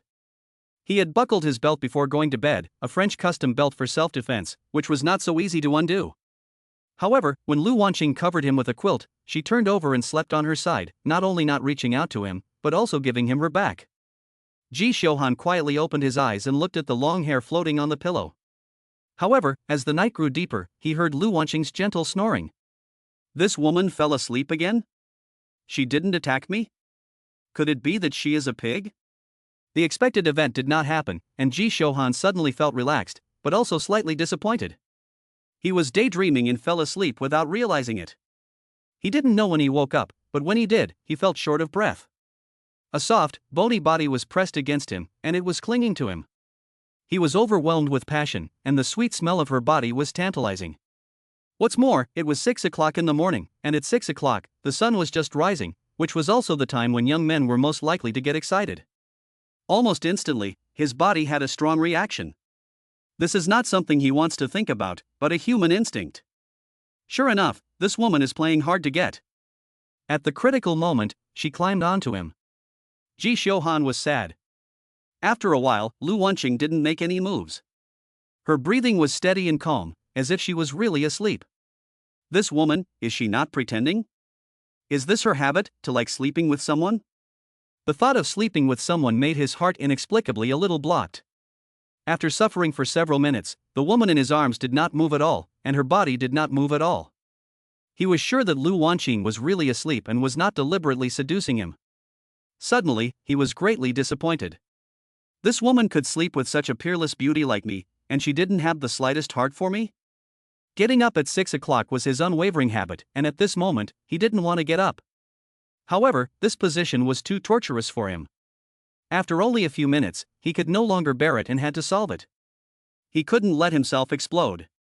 He reached out and gently pulled Lu Wanqing off his body. He didn't want Lu Wanqing to wake up and see this embarrassing scene. When he pulled her off, Lu Wanqing was dazed and grabbed at him. Suddenly, she touched something hard and couldn't help but squeeze it. As a result, her hand was slapped open, and she suddenly woke up, only to see Ji Xiuhan jump off the bed and rush into the bathroom without looking back. There was a matching bathroom in the master bedroom. What was he doing? Why was he running so fast?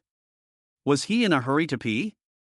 Lu Wanqing was surprised, but soon heard the sound of running water. It wasn't the sound of peeing, but the sound of the shower head spraying water. This person has a problem.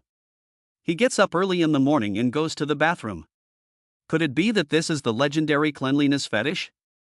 Since he has a cleanliness fetish, why is he gay, and what kind of role is he? Lu Wanqing was suspicious, and suddenly her face turned red and her heart pounded. Could it be that homosexuality, the O-type role, and male physiology are also normal? Could there also be the legendary morning erection? Lu Wanqing is a modern college student. Although she has never been in a serious relationship, she still knows a lot of common sense.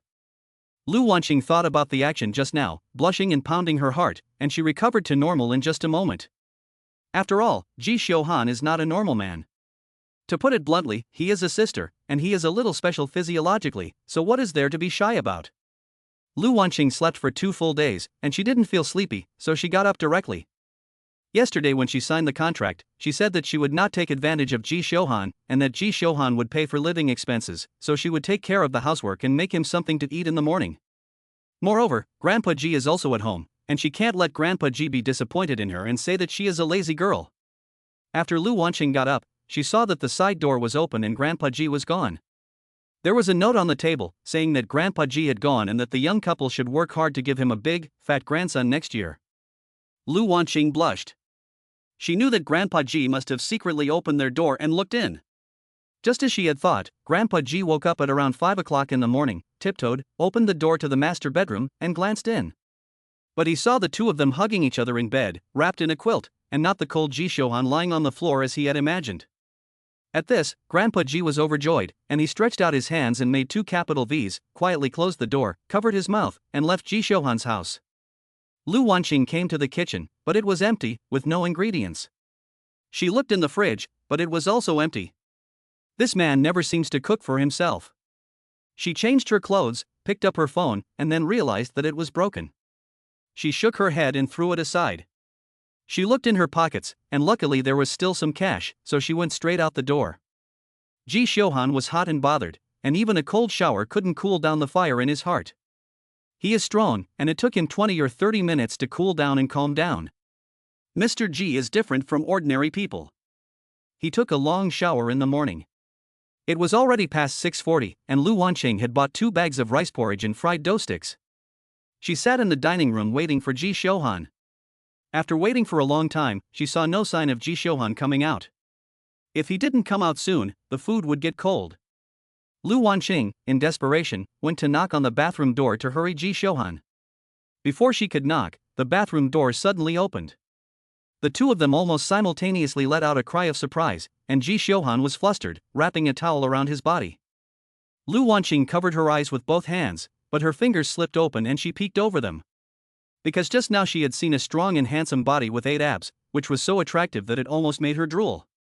Lu Wanqing joined the martial arts club in college and had seen many strong bodies of boys, but none of them could compare to Ji Xiuhan. His body was perfect to the extreme and was the physical body of the man that all women dreamed of. Unfortunately, Ji Xiuhan was very fast and wrapped himself in a towel, his face flushed, glaring at Lu Wanqing. "Sorry, Mr. Ji, I didn't mean to look at you, but I went out to buy breakfast, afraid that it would be bad if it got cold, and I wanted to hurry you up, but before I could knock on the door, it opened." Lu Wanqing explained, but secretly regretted that such a perfect body could be a homosexual, and even the kind of character. God is really unfair. If you don't move now, do you still want to see it? Ji Xiuhan snorted coldly, and Lu Wanqing's mind was full of nonsense, but she kept blocking the bathroom door. "I've seen it all, I don't need to see it anymore, you should get dressed quickly, I'll wait for you in the dining room." Lu Wanqing shook her head and turned around and left with a smile. Chapter 23, The Couple Becomes Sisters. Ji Xiuhan looked at Lu Wanqing's figure as she walked away, thinking that there was not the slightest hint of shock or embarrassment on her face. She looked at him more like a sister, and suddenly felt an indescribable blockage in her heart. Quietly returning to the bathroom, he tore off the towel and did a breast enlargement pose, looking at his fit body in the mirror. Does she mean that this body of mine is not perfect and that it doesn't make her feel the charm of a man? Or is it that this woman has already seen the appearance of a man's body so many times that she is used to it and it no longer appeals to her? That's it, it must be. Ji Xiuhan has always managed his body scientifically and is confident in his body. No matter what kind of woman sees his strong and delicate body, she will definitely show a look of obsession. Lu Wanqing's indifferent appearance must be something she sees often and is used to. When he thought of this, Ji Xiuhan despised Lu Wanqing again in secret. "Mr. Ji, don't dawdle, the breakfast is getting cold." Just as Ji Xiuhan was thinking, the voice of Lu Wanqing came. Ji Xiuhan always eats breakfast at the company, where he has his own chef and a private dining room. He was about to refuse, but then he had a thought, and he walked over. On the table was a bowl of rice porridge, 3 buns, and 2 fried dough sticks. His breakfast chef is specially equipped with complete nutrition, color and flavor. He really hasn't eaten this kind of breakfast before. "Sit down quickly, it's almost 7 o'clock, you'll be late if you wait any longer," Lu Wanqing said, and handed him a pair of chopsticks. Ji Xiuhan originally wanted to refuse, but for some reason he took the chopsticks and picked up a bun, putting it in his mouth and chewing slowly. It wasn't as bad as he thought it would be. "I don't know what you like to eat, so I just bought some outside the community, you can eat it for now." Lu Wanqing took a sip of the rice porridge and smiled. Ji Xiuhan did not say a word, but slowly ate, every move was elegant and noble. "Mr. Ji, which company do you work for? Are all the executives in your company so elegant?" Lu Wanqing could not help but ask. Ji Xiuhan was stunned. Is this woman pretending, or is she deliberately confusing herself? He said lightly, "Guanghua Company." The executives in the company should be similar. Guanghua Company? You mean Guanghua Company, which is owned by the Ji family, the first financial group in Ningcheng? Lu Wanqing asked hurriedly after hearing this. Yes. Ji Xiuhan despised in his heart, looking at how this woman was going to pretend. That's great, no wonder Mr. Ji was able to buy this house. Guanghua Company is a company owned by the famous Ji family, one of the top 50 companies in the world. It is said that the monthly salary of ordinary employees there is no less than 20,000 yuan, and for executives, the minimum is more than 1 million yuan a year. I really envy Mr. Ji for being able to work as an executive at Guanghua Company. Lu Wanqing had countless stars in her eyes and a look of adoration on her face. No one in Ningcheng, Guanghua Company, is unaware of it. It is the leading company of the Ji Group and one of the top 50 companies in the world. It can be said that all the workers in Ningcheng are proud to be able to work in Guanghua Company. Guanghua Company is located in the headquarters of the Ji Group, the tallest and most luxurious building in Ningcheng. The Ji Group building has 188 floors and is a landmark building in Ningcheng. Install it properly. Ji Xiuhan looked at Lu Wanqing with a look of envy and continued to eat his breakfast gracefully, as if he hadn't seen it. Mr. Ji, is it that you're not used to this breakfast, or do you feel it's not hygienic? Then I'll make my own breakfast from tomorrow. You can tell me what you like to eat, and I'll buy some ingredients in my spare time. After all, the senior executive of Guanghua Company eats street stall buns and fried dough sticks. If this gets out, it will make you lose face. Lu Wanqing looked at Ji Shouhan as he silently ate his breakfast and kept pulling his face, thinking he was unhappy. You can do it or not, it's up to you. Ji Shouhan said lightly, eating breakfast at home today was also a strange coincidence, and tomorrow he definitely wouldn't eat at home, no matter what this woman did. Does your Guanghua company also provide breakfast for you executives? Lu Wanqing continued to be curious. No, breakfast is paid for with a meal card. Ji Shouhan shook his head. Although Guanghua company has a high salary, it does not provide free breakfast, lunch and dinner, but requires a meal card, which needs to be recharged. Of course, it is cheaper than the market price, and the company subsidizes most of it. Oh, it still costs money, so I'll try to do it tomorrow. If Mr. G doesn't like it, I'll eat at the company again. Lu Wanqing shook her head. As long as you spend money, it will definitely be more expensive than doing it yourself. Since she started working, Lu Wanqing has basically cooked for herself in order to save money. She believes in her own cooking skills. Ji Shouhan did not answer, and quickly finished eating and left. Lu Wanqing cleaned up the dishes and thought about her broken phone. She should get it repaired or get a new one, so as not to miss business calls from her senior colleagues. When she returned to her side, she saw a new phone under her old phone, and it was the latest Huawei. How did a new phone get here? Did Mr. G buy a phone and put it in the wrong place? This phone seems to cost 38,000. Lu Wanqing couldn't afford a good phone, but she knew the latest Huawei phone. The executives at Guanghua Company seemed to earn even more than the legend said. It was a pity that I missed the school recruitment time and had to go to the Sunrise Group in the end. Lu Wanqing shook her head. She really hoped that she could have seized the opportunity to enter Guanghua Company. Thinking of the Sunrise Group, she felt depressed and wondered if the young master of the Sunrise Group still remembered her. Lu Wanqing thought of the scene 7 or 8 days ago when she angrily slapped the manager of the Sunrise Group's design department, Zhang Yanli, in the face. The Sunrise Group is also a well-known family business in Ningcheng. She missed Guanghua Company and applied to the Sunrise Group. The Sunrise Group also had a good income, with 7,000 to 8,000 yuan a month. In addition to food and housing, she could also give her grandmother 2,000 yuan a month. Unfortunately, the good times didn't last long. She was actually targeted by the Sunrise Group's eldest son, who had the department manager do her ideological work and become the eldest son's lover. Lu Wanqing refused without hesitation. She was not the kind of person who was vain, and she had her own life plan. She had no idea that the department manager Zhang Yanli had repeatedly worked on her and kept pestering her. Zhang Yanli is quite attractive and has been flirting with the young master of the Sunrise Group. Lu Wanqing has heard about it for a long time and originally looked down on her. She actually wanted to give herself to her lover, so she naturally didn't give her a good face. As a result, Zhang Yanli was furious. Lu Wanqing, I warn you, if you don't agree to the young master, you will definitely not be able to continue working at Sunrise Group, and even Ningcheng will not tolerate you. You have also heard about what kind of person the young master is. A woman's life is like that. She will go with any man. Don't be so self-righteous. You don't know what's good for you. Lu Wanqing couldn't stand Zhang Yanli's threats, so she slapped her right away. That trashy man, you can just serve him yourself. Don't drag me down. I'm done. Lu Wanqing was originally a martial artist. In a fit of anger, she slapped Zhang Yanli directly from the manager's office to the door, attracting the attention of everyone in the design department.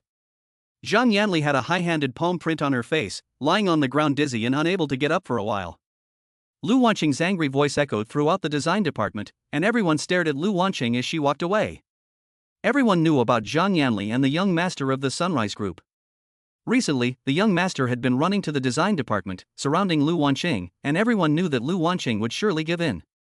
However, no one expected that Lu Wanqing would be so independent, and everyone gave her a thumbs up. You cheap woman, you will regret it. You will definitely regret it.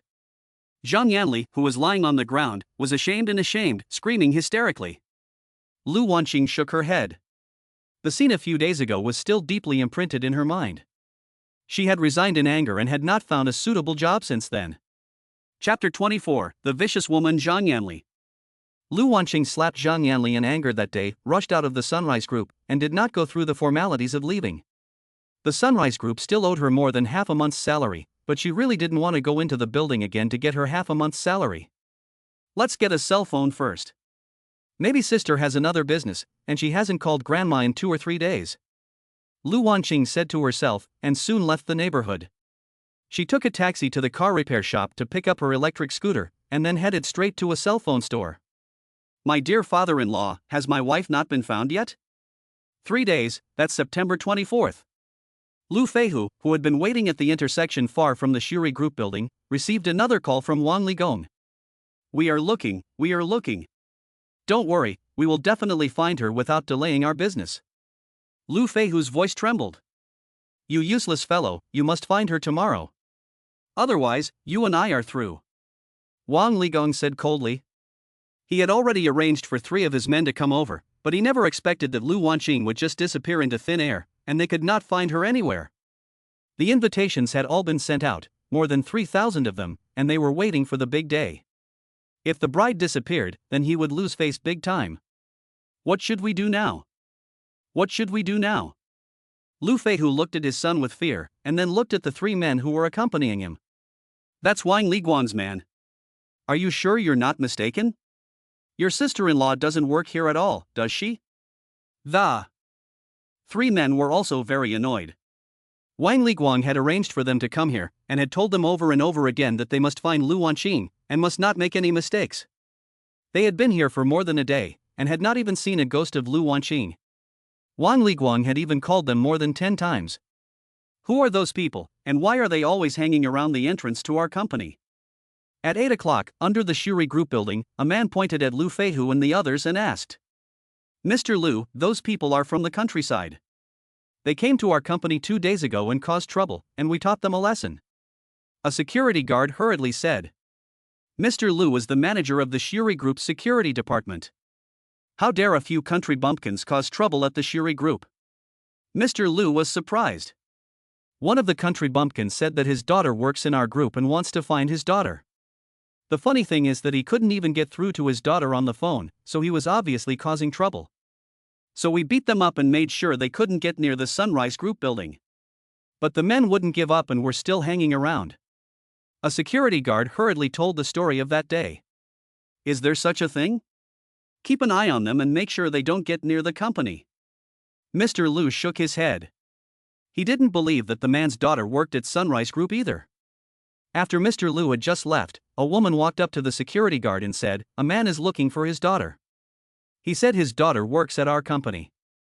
This is a glamorous and seductive woman, with her head held high, wearing sunglasses, and exuding a strong perfume. Yes, Manager Zhang, the day before yesterday, a father and son came looking for someone, but they said they couldn't get through on the phone, so we chased them away. The security guard said. This woman is the manager of the design department at the Rising Sun Group, and he knows her too. What's the daughter's name? Zhang Yanli's heart skipped a beat. What's her name? I don't think I asked her at the time. You go and ask someone to go and ask her, maybe she really is one of our employees. Zhang Yanli thought about the fact that she hadn't been able to get through to Lu Wanqing in the past 2 days, and her heart stirred. She had been slapped hard by Lu Wanqing, losing all face, and the young master of the Sunrise Group was also dissatisfied, hating Lu Wanqing. Yes, Manager Zhang. The security guard hurried over. Lu Wanqing, the person looking for her was Lu Wanqing? That person is actually the father of this woman, Lu Wanqing? Zhang Yanli heard the security guard's report and her heart almost jumped out. Lu Wanqing's father had been waiting at the intersection with a few people. The few people looked like they were not decent people from the countryside. Zhang Yanli immediately went straight to the company's finance department to give instructions. For 900 yuan, Lu Wanqing bought another cheapest mobile phone, replaced the SIM card, and logged into WeChat. WeChat was buzzing with messages, and although it had only been less than 2 days, there were quite a few messages. Lu Wanqing skipped straight to the last one. Wanqing, your phone has been out of reach. Evergreen Company has another order today, and they specifically want you to go. It was a WeChat message from her senior colleague. Lu Wanqing was overjoyed and hurriedly called her senior colleague back. The day before, she had earned 2,000 yuan from Evergreen Company, and today there was another order, so she might be able to earn another 2,000. Just after she had finished talking to her sister, a call came in. It was the finance department of the Sunrise Group. Lu Wanqing, come to the company. Even if you quit, you still have to settle your salary and go through the resignation procedures. Lu Wanqing was moved when she heard this. The young master of the Sunrise Group was unreliable, as was the design manager Zhang Yanli. She never thought that the company would be reliable enough to ask her to come and settle her salary for the past 2 weeks. It was still early, and the appointment at Changqing Company was at 10:30 a.m. Lu Wanqing rode her bike straight to the Shuri Group building. At least 4,000 to 5,000 yuan for more than half a month's salary. This month, she had not yet sent her grandmother any living expenses. Soon, the Shuri Group building came into view. However, before she reached the building, several people rushed from an intersection and surrounded her. At the same time, one of them yelled viciously, "You little bitch! Where have you been these few days? You didn't even answer my calls?" It was Lu Feihu. Lu Wanqing yelled in alarm. She didn't expect her father to bring people to block her near the Sunrise Group. She was about to turn and speed away when a man came from the opposite direction and kicked her little electric moped. The scooter veered to the side and fell over, and Lu Wanqing rolled over and jumped off the scooter, narrowly avoiding falling to the ground. In the blink of an eye, several people rushed over and surrounded her. "You little brat, come with us now. Your father has found you a rich and powerful son-in-law. Where on earth can you find a man like this?" Lu Feihu reached out and grabbed Lu Wanqing. "A man in his 40s? How can you say that? You're selling me for 2 million? Lu Wanqing was furious and dodged. "Catch him, quickly catch him, she must not be allowed to escape." Lu Feihu had finally found Lu Wanqing, how could he let her go? "Sister-in-law, I'm sorry." The three men all reached out for Lu Wanqing. "Get out of here." Lu Wanqing lifted her leg and kicked the first man. "Now I must rush out, I absolutely cannot let these 5 people catch me." Although she is extraordinarily skilled, after all, the other side is 5 men. Suddenly, with one kick, the man was kicked 2 meters away. Lu Wanqing tried to run, but was grabbed by another man. "Sister-in-law, you must not run, our eldest brother is waiting for you." This is a strong man. Lu Wanqing was grabbed by him, and the other men instantly surrounded her. "Get out of my way. Who do you think your sister-in-law is?" Lu Wanqing gave him a knee and didn't hold back. "Look, there's a fight. Really, someone's fighting, and 5 men are fighting 1 woman. Call the police quickly. It's now 9 o'clock, and the streets are bustling with people." Suddenly, passers-by stopped and yelled. On the 18th floor of the Rising Sun Group, a woman looked over with a grimace on her face. "Lu Wanqing, you bitch, you dared to hit my face and expose my shortcomings. I will never let you go, and I will send you to the bed of the young master to be ravaged." This person is none other than Zhang Yanli, who watched with relish and great pride. If it weren't for her arranging a phone call, these people would never have been able to wait for Lu Wanqing. 5 men beating up 1 woman? What the hell is going on? A limited edition Rolls-Royce happened to drive by, and the person sitting in the passenger seat asked, "Assistant Joe, you're too curious, aren't you?" A voice sounded coldly. However, before the voice had finished, the driver who was driving the car suddenly shouted, "General G." However, he immediately shut up and didn't say another word. The driver was no one else but General G's driver, Lu. Chapter 25, the young wife got into another man's luxury car. This Rolls-Royce is the car that Ji Xiuhan drives, and the driver, Xiao Lu, recognized Lu Wanqing at a glance. The young wife can beat him, but it's strange that she was surrounded by 5 men in broad daylight. He wanted to warn Ji Xiuhan, but then he thought about the time he almost got fired last time, so after calling out Mr. Ji, he shut up. Although he shut up in time, Ji Xiuhan also felt something was wrong. He looked out the window, frowned, and said, "How can this woman cause trouble everywhere? I haven't been home for more than an hour, and she's already been blocked by a few men? Although I don't like this woman, she is now my Ji Xiuhan's woman in name only. I, Ji Xiuhan, have a woman, and someone dares to touch her. This is really looking for death." At this moment, President Ji was really angry. In the blink of an eye, a chill ran through the car, and even Zhou Renjie, the assistant sitting in front of him, shuddered.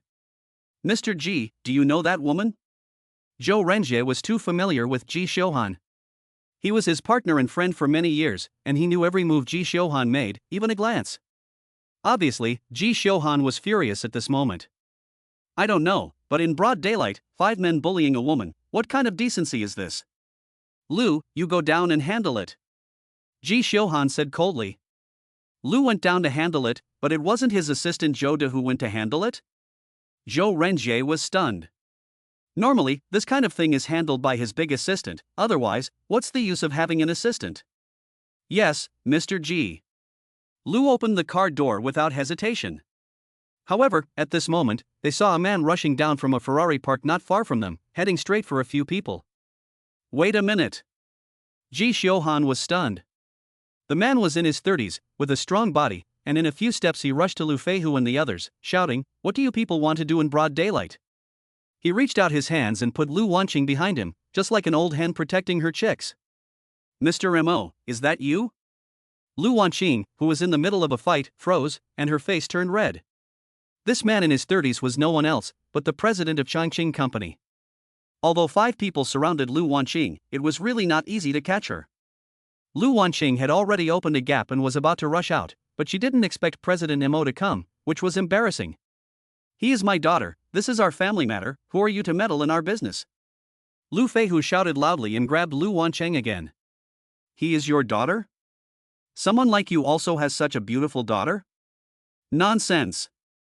President Mo looked at the vulgar Lu Feihu and naturally didn't believe his words, kicking him away.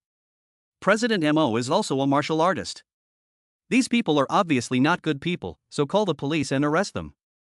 They might be human traffickers. Lu Wanqing has a slim figure and a small face that everyone loves, which is very appealing. Someone in the crowd yelled. "Yes, call the police and hand them over to the police." Someone called the police.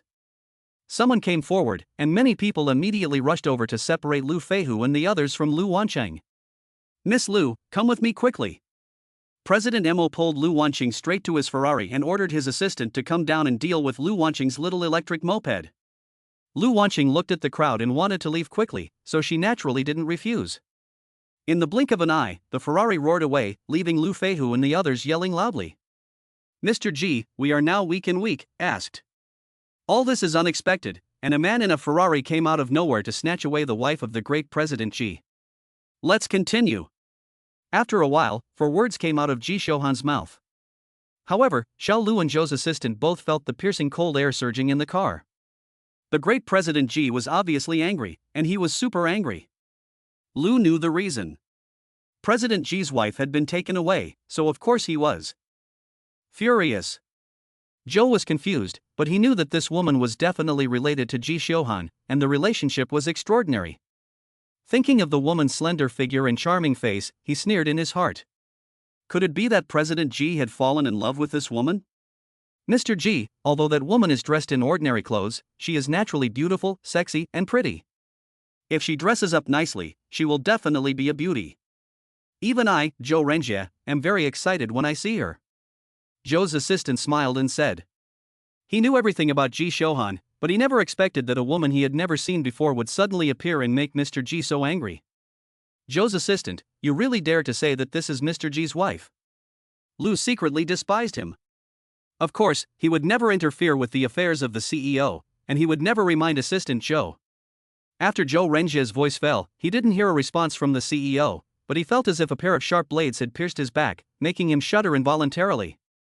He was now even more certain that this woman and Ji Xiuhan had an affair. President Ji, do you know that woman? I'm still single, so why don't you introduce her to me? Zhou Renjie continued to provoke. Lu felt a chill, but this was President Ji's wife, and you actually asked him to introduce her to you? Assistant Zhou, there's a new project being developed in Africa. Half a day later, Ji Xiuhan said coldly. No, Mr. Ji, I'd rather stay by your side. I didn't say anything, I didn't see anything. Zhou Renjie was smart. However, he became more and more aware that the woman just now had an affair with the president, and he was really angry. The car was quiet, and suddenly Lu's phone rang. It was a text message from Ji Xiuhan, asking for the identity of the person just now. At the same time, Zhang Yanli of the Sunrise Group also received a text message on her phone, asking for the identity of the person just now. Zhang Yanli trembled when she read the message. It was none other than the young master of the Sunrise Group, the young master of the Wu family, who now held the position of vice president of the Sunrise Group. She had never expected that the young master had seen the scene just now, and he was still thinking about Lu Wanqing. She was jealous. Miss Lu, are you okay? In the Ferrari, Mr. Mo comforted Lu Wanqing. I'm fine, thank you, Mr. Mo. Lu Wanqing was now extremely embarrassed. She was surrounded by a few hooligans from the countryside, and in the eyes of this employer, what would people think of her? Miss Lu, where are you going now? Mr. Mo didn't ask who those people were. I'm going straight to your company now, it's already past 9. She wouldn't go anywhere else, for fear of being seen by Lu Feihu and the others again and getting entangled. Run, absolutely don't let the police catch you. In addition, Lu Feihu and the others saw Lu Wanqing leave in a luxury Ferrari and also slipped away. What, my wife was picked up by a man driving a luxury car. Who is that person? In a remote and uninhabited place, all you could hear was Wang Liguan's angry voice on the other end of the phone. Boss, we don't know who that person is either. Sister-in-law was pulled into the car and left by him. That person said in a trembling voice. You let Lu Feihu answer the phone. I want to know who that person is. Did Lu Feihu sell my wife to someone else? Wang Liguan was furious. He had spent 2 million to buy his wife, but he had not even seen her yet, and she had already gotten into someone else's luxury car? Chapter 26, The Wu Family's Young Master. Good son-in-law, listen to me, I absolutely did not give your wife to anyone else, only to you. Lu Feihu had been listening to the man, and when he took the phone, he said in a trembling voice. Old bastard, shut your mouth. Now you tell me, who is that man, and why did my wife get into his car? Wang Liguan roared on the other end of the phone. He hadn't even touched his own beautiful wife, and she had already gotten into someone else's car. It made him feel like he was being cheated on. Before Lu Feihu could finish his sentence, Wang Liguan's roar interrupted him. Who is your good son-in-law, calling so disgustingly? I want to know who that man is. Yes, Mr. Wang, I really don't know that man, and I don't know who he is. Lu Feihu said with a sad face. He was extremely scared. Obviously, that man drove a luxury car, had a dignified appearance, and was extraordinary, definitely 10,000 times better than Wang Liguan. If Lu Wanqing really followed that man, then he would really be miserable. He could not snatch Lu Wanqing at all, and he could not send Lu Wanqing to the wedding site on September 24. Wang Liguan would definitely not let him go. Thinking of Wang Liguan's various methods, his whole body trembled and his legs went limp. Old man, I, Wang Ligua, must not lose face. I don't care what method you use, you must make Lu Wanqing arrive at the wedding site on September 24. If you can't do it, Just as he was afraid, he heard Wang Ligua's cold voice on the other end of the phone. Lu Feihu could no longer stand and fell to the ground with a thud. Dad, what should we do now?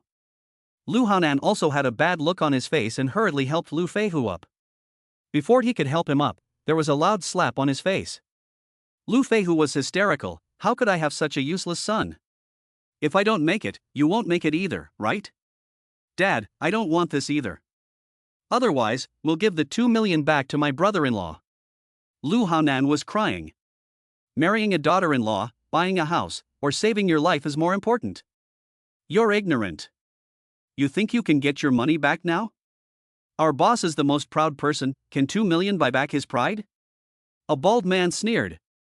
Lu Feihu and his son looked at each other, even more scared, or we. You want to run? Dream on, no matter what the price, you must find your sister-in-law, otherwise, you and your son. At this moment, a cold voice suddenly sounded. Which one is Lu Wanqing's father? A woman with elegant temperament wearing sunglasses appeared in front of several people. Who are you? The 5 men looked at the woman in a daze. She was sexy, charming, and had a sense of superiority. Which one of you is Lu Wanqing's father? The woman repeated the question again. I am. Lu Feihu said nervously. I am a colleague of Lu Wanqing. I have some questions for you. The woman frowned and glanced at Lu Feihu. She didn't expect that Lu Wanqing, who made her jealous, would have such a vulgar father. She really doubted whether Lu Wanqing was born to this man. You are her colleague? That's great. You must help us.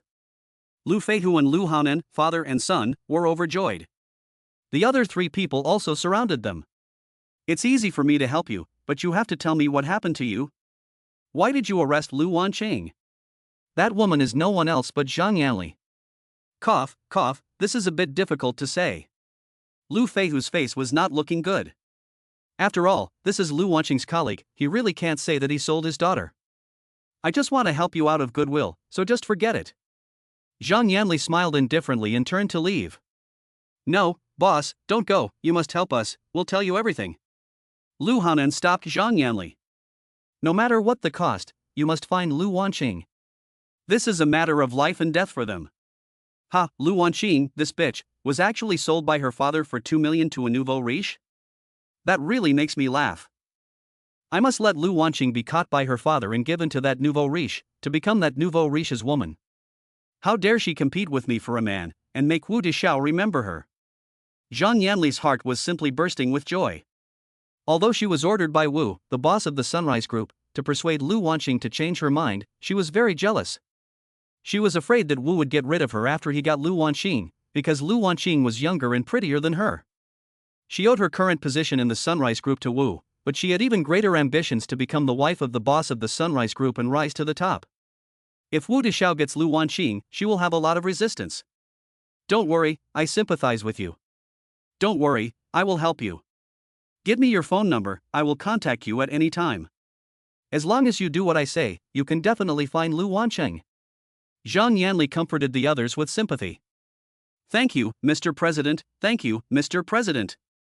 Lu Feihu and his son were grateful, and the other three were also very happy.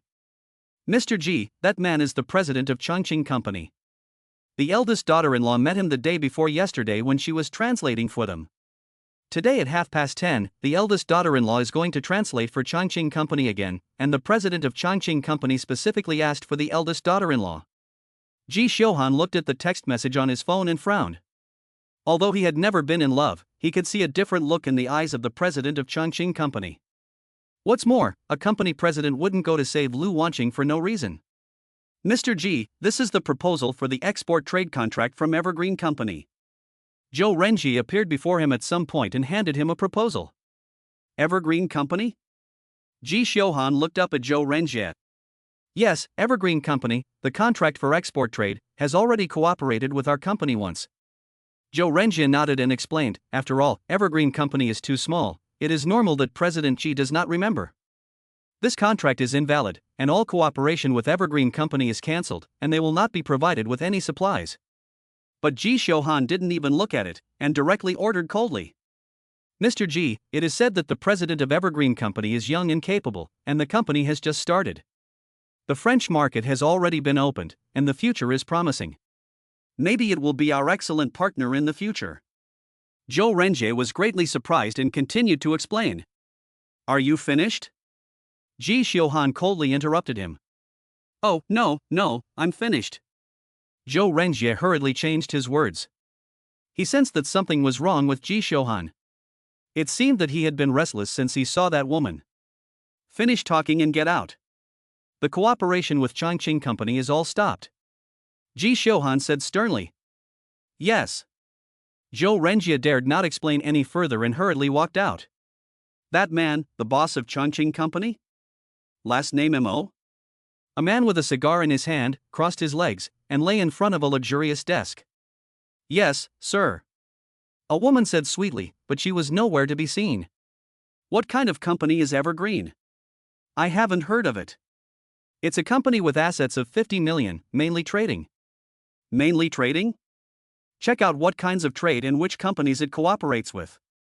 It's already been checked, and it's these companies. Good, you really deserve my appreciation, you really know my heart. The woman I like, he dared to touch, it's just looking for death. Master, what are you going to do? He can't get away with it if he goes against me.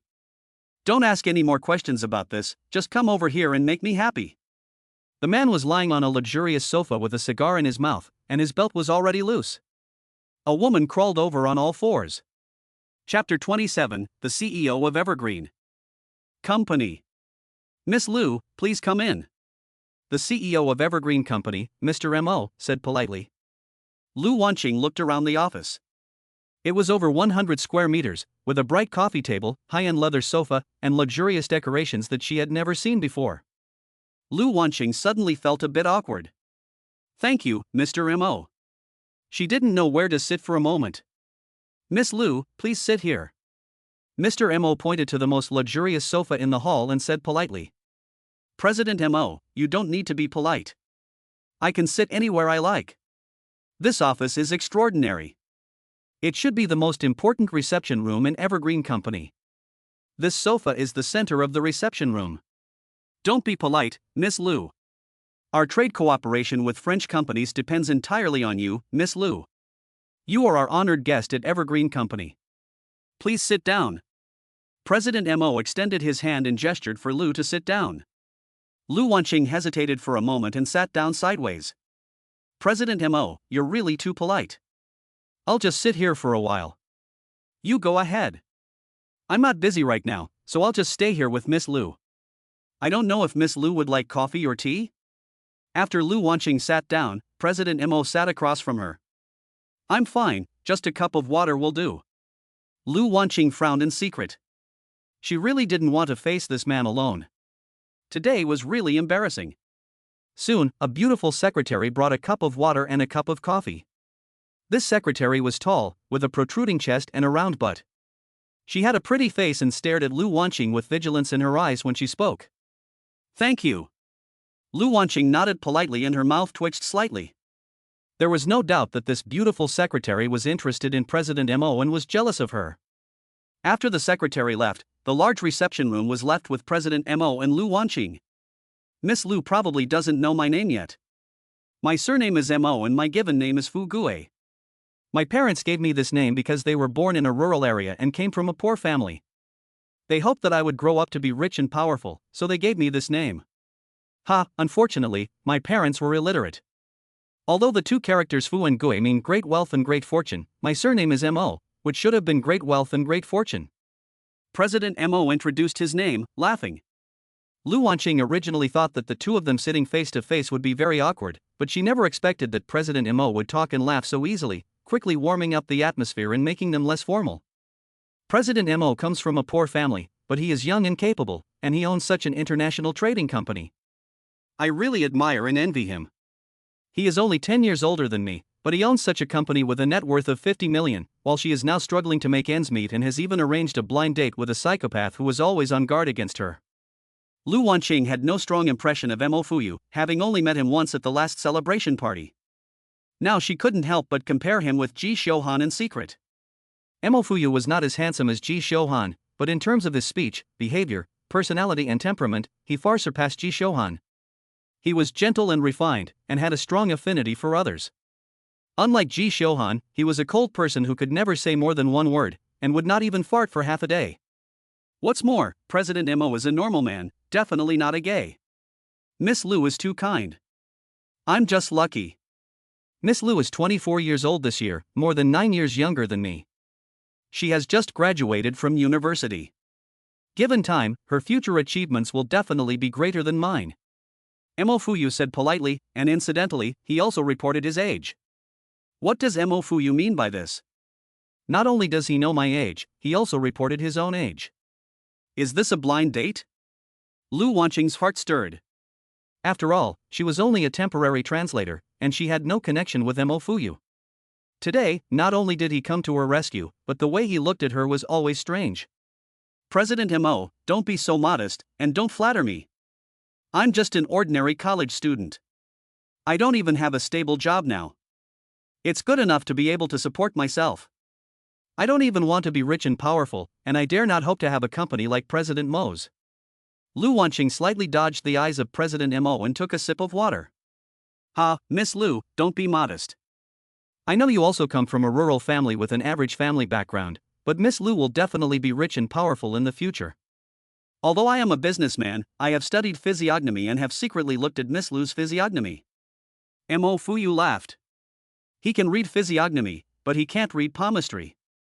He said he could read palmistry, but he had to take his own hand to read it first? Lu Wanqing suddenly thought of those old-fashioned pick-up lines. Since she was a child, she had no idea how many boys had tried to get close to her, to get closer to her, to read her face, to read her palm. Could it be that these were all tricks used by men, and that this President Mo was no exception? To be honest, President Mo is gentle and refined, young and promising, a good man and a good choice for a spouse. However, she is currently married, and no matter if Ji Shouhan is a real man or not, she is his woman after all. During the marriage, she absolutely cannot have an affair, which is a moral issue. Otherwise, she would not only be doing a disservice to Ji Shouhan, but also to Grandpa Ji. President Mo, the idea of looking at palmistry is superstition. Many people have the appearance of being wealthy and powerful, but they are actually poor. I didn't expect that President Mo would also believe in this? Lu Wanqing said with a smile, directly cutting off the idea that President Mo wanted to show her palmistry. Mo Fugu's face twitched slightly, and then he also laughed. Miss Lu is right, the face can be trusted or not. A person's achievements mainly depend on his hard work and opportunities. He really thought like Lu Wanqing. After looking at the face, he would show Lu Wanqing palmistry. Between a man and a woman, the first step to getting closer and improving the relationship is to shake hands as soon as possible. As long as you shake hands, the relationship will quickly improve. The two chatted for a few more minutes, and suddenly Imofuyu looked at Lu Wanqing seriously. Miss Lu, I know that there are some things I shouldn't ask, but I'm still a little worried.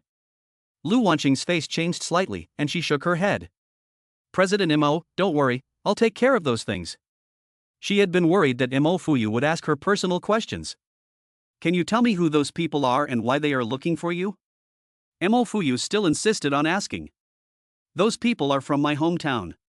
Because my family owes them money, they want to find me and make me pay them back. Lu Wanqing didn't want to say that the person was her father, who had sold her for 2 million, and she couldn't afford to lose this person. How much do you owe? Imofuyu was worried. 2 million. 2 million, that much? However, if Miss Lu has any difficulties, you can tell me, I can help Miss Lu solve it. Don't worry, there will be no additional conditions. Imofui said with a sincere face, without the slightest hesitation. This Imofui is really a good person, Lu Wanqing's heart warmed. No matter if he was attracted to her or purely helping her, he was really good to her. President Imo, thank you for your kindness. Don't worry, I will take care of it. If I really need it, I will ask President Imo. Lu Wanqing was touched. Miss Lu, I'll be waiting for you. Don't worry, 2 million is really nothing to me. Imofuyu leaned forward, his face full of enthusiasm, as if it was a great honor for him to be able to use his money for Lu Wanqing. Before he could finish his sentence, he heard a knock on the door, followed by the urgent voice of the assistant to the president, President Imo, there's an urgent call. Imofugu was stunned. The assistant to the president, Xiao Lu, was someone he had carefully selected. He was smart and capable, and knew exactly when to say what and when to do what, and was most appropriate. He knew that he was with Lu Wanqing, but he still came to disturb her? He was still hesitating, but Lu Wanqing was relieved and hurriedly said, Mr. Mo, don't accompany me. Hurry up and go. Work is important. Lu Wanqing really didn't want to get involved with Imofugu, and she definitely wouldn't ask him for 2 million. She just wanted to earn the translation fee for today, 2,000 yuan. Miss Lu, you can do whatever you want. I'll go take a look. Imofugu embarrassedly spread his hands and hurriedly walked out. What the hell happened? The door to the reception room had just closed, and outside the door, the faint voice of Imofugu, slightly angry, could be heard. Mr. Mo, I just received a call from the New Harmony Company. They want to cancel our order and sever all economic ties with us. I heard the president's assistant say in a trembling voice. Cancel our order and sever all economic ties? How is this possible? Imofui's voice had obviously increased a lot, full of incredible. Chapter 28, in a desperate situation. Lu Wanqing heard Imofui's angry voice and shook her head slightly. Although she didn't understand business dealings, she also knew the Changqing Company was in trouble. Didn't New Harmony Company give a reason? Outside the door, Imofugu's blood pressure rose, and he hurriedly left the reception room. He didn't want Lu Wanqing to hear his angry voice. Mr. Mo, the assistant to the president of Xinha Company called and said directly that the order was cancelled and all economic ties were severed. I asked why, and he said he didn't know. It was the president who told him to notify our company. The assistant to the president said in a low voice. Changqing Company mainly does trade, and Xinha Company mainly does processing, providing Changqing Company with supplies. Once the order is cancelled and the supply is cut off, the trade order of Evergreen Company will fall through, and the trade contract cannot be completed. This is a double compensation according to the contract. The order of Xinha Company is 10 million. Call the president of Xinha Company for me. Imofugu is furious. But when the phone is dialed out, it is always the sound of the line being busy. This is the rhythm of the phone being blacklisted. Imofugu is even more confused. Call the assistant to the president of Xinha Company. Imofugu is helpless. This phone call was quickly connected. I am Imofugu from Evergreen Company. Can you tell me why you cancelled our order? Imofugu was furious. I'm sorry, Mr. MO, this is the decision of our president. He didn't give me any reason. Can you put your president on the phone with me? I want a reason. After all, this isn't the first time we've worked together. I'm sorry, Mr. MO, our president said that even if the sky fell today, he wouldn't take any calls. Of course, he wasn't talking about you, Mr. MO. The assistant to the president of the new company said politely. Mo Fugu was so angry that he almost smashed the phone on the ground.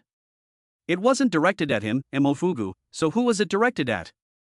The phone had just hung up, and the phone in the assistant's office suddenly beeped. Assistant Lu heard it jump in his heart and looked at Mo Fugu. He was a little scared now, afraid that another bad phone call would come in. What are you looking at? Mo Fugu snorted.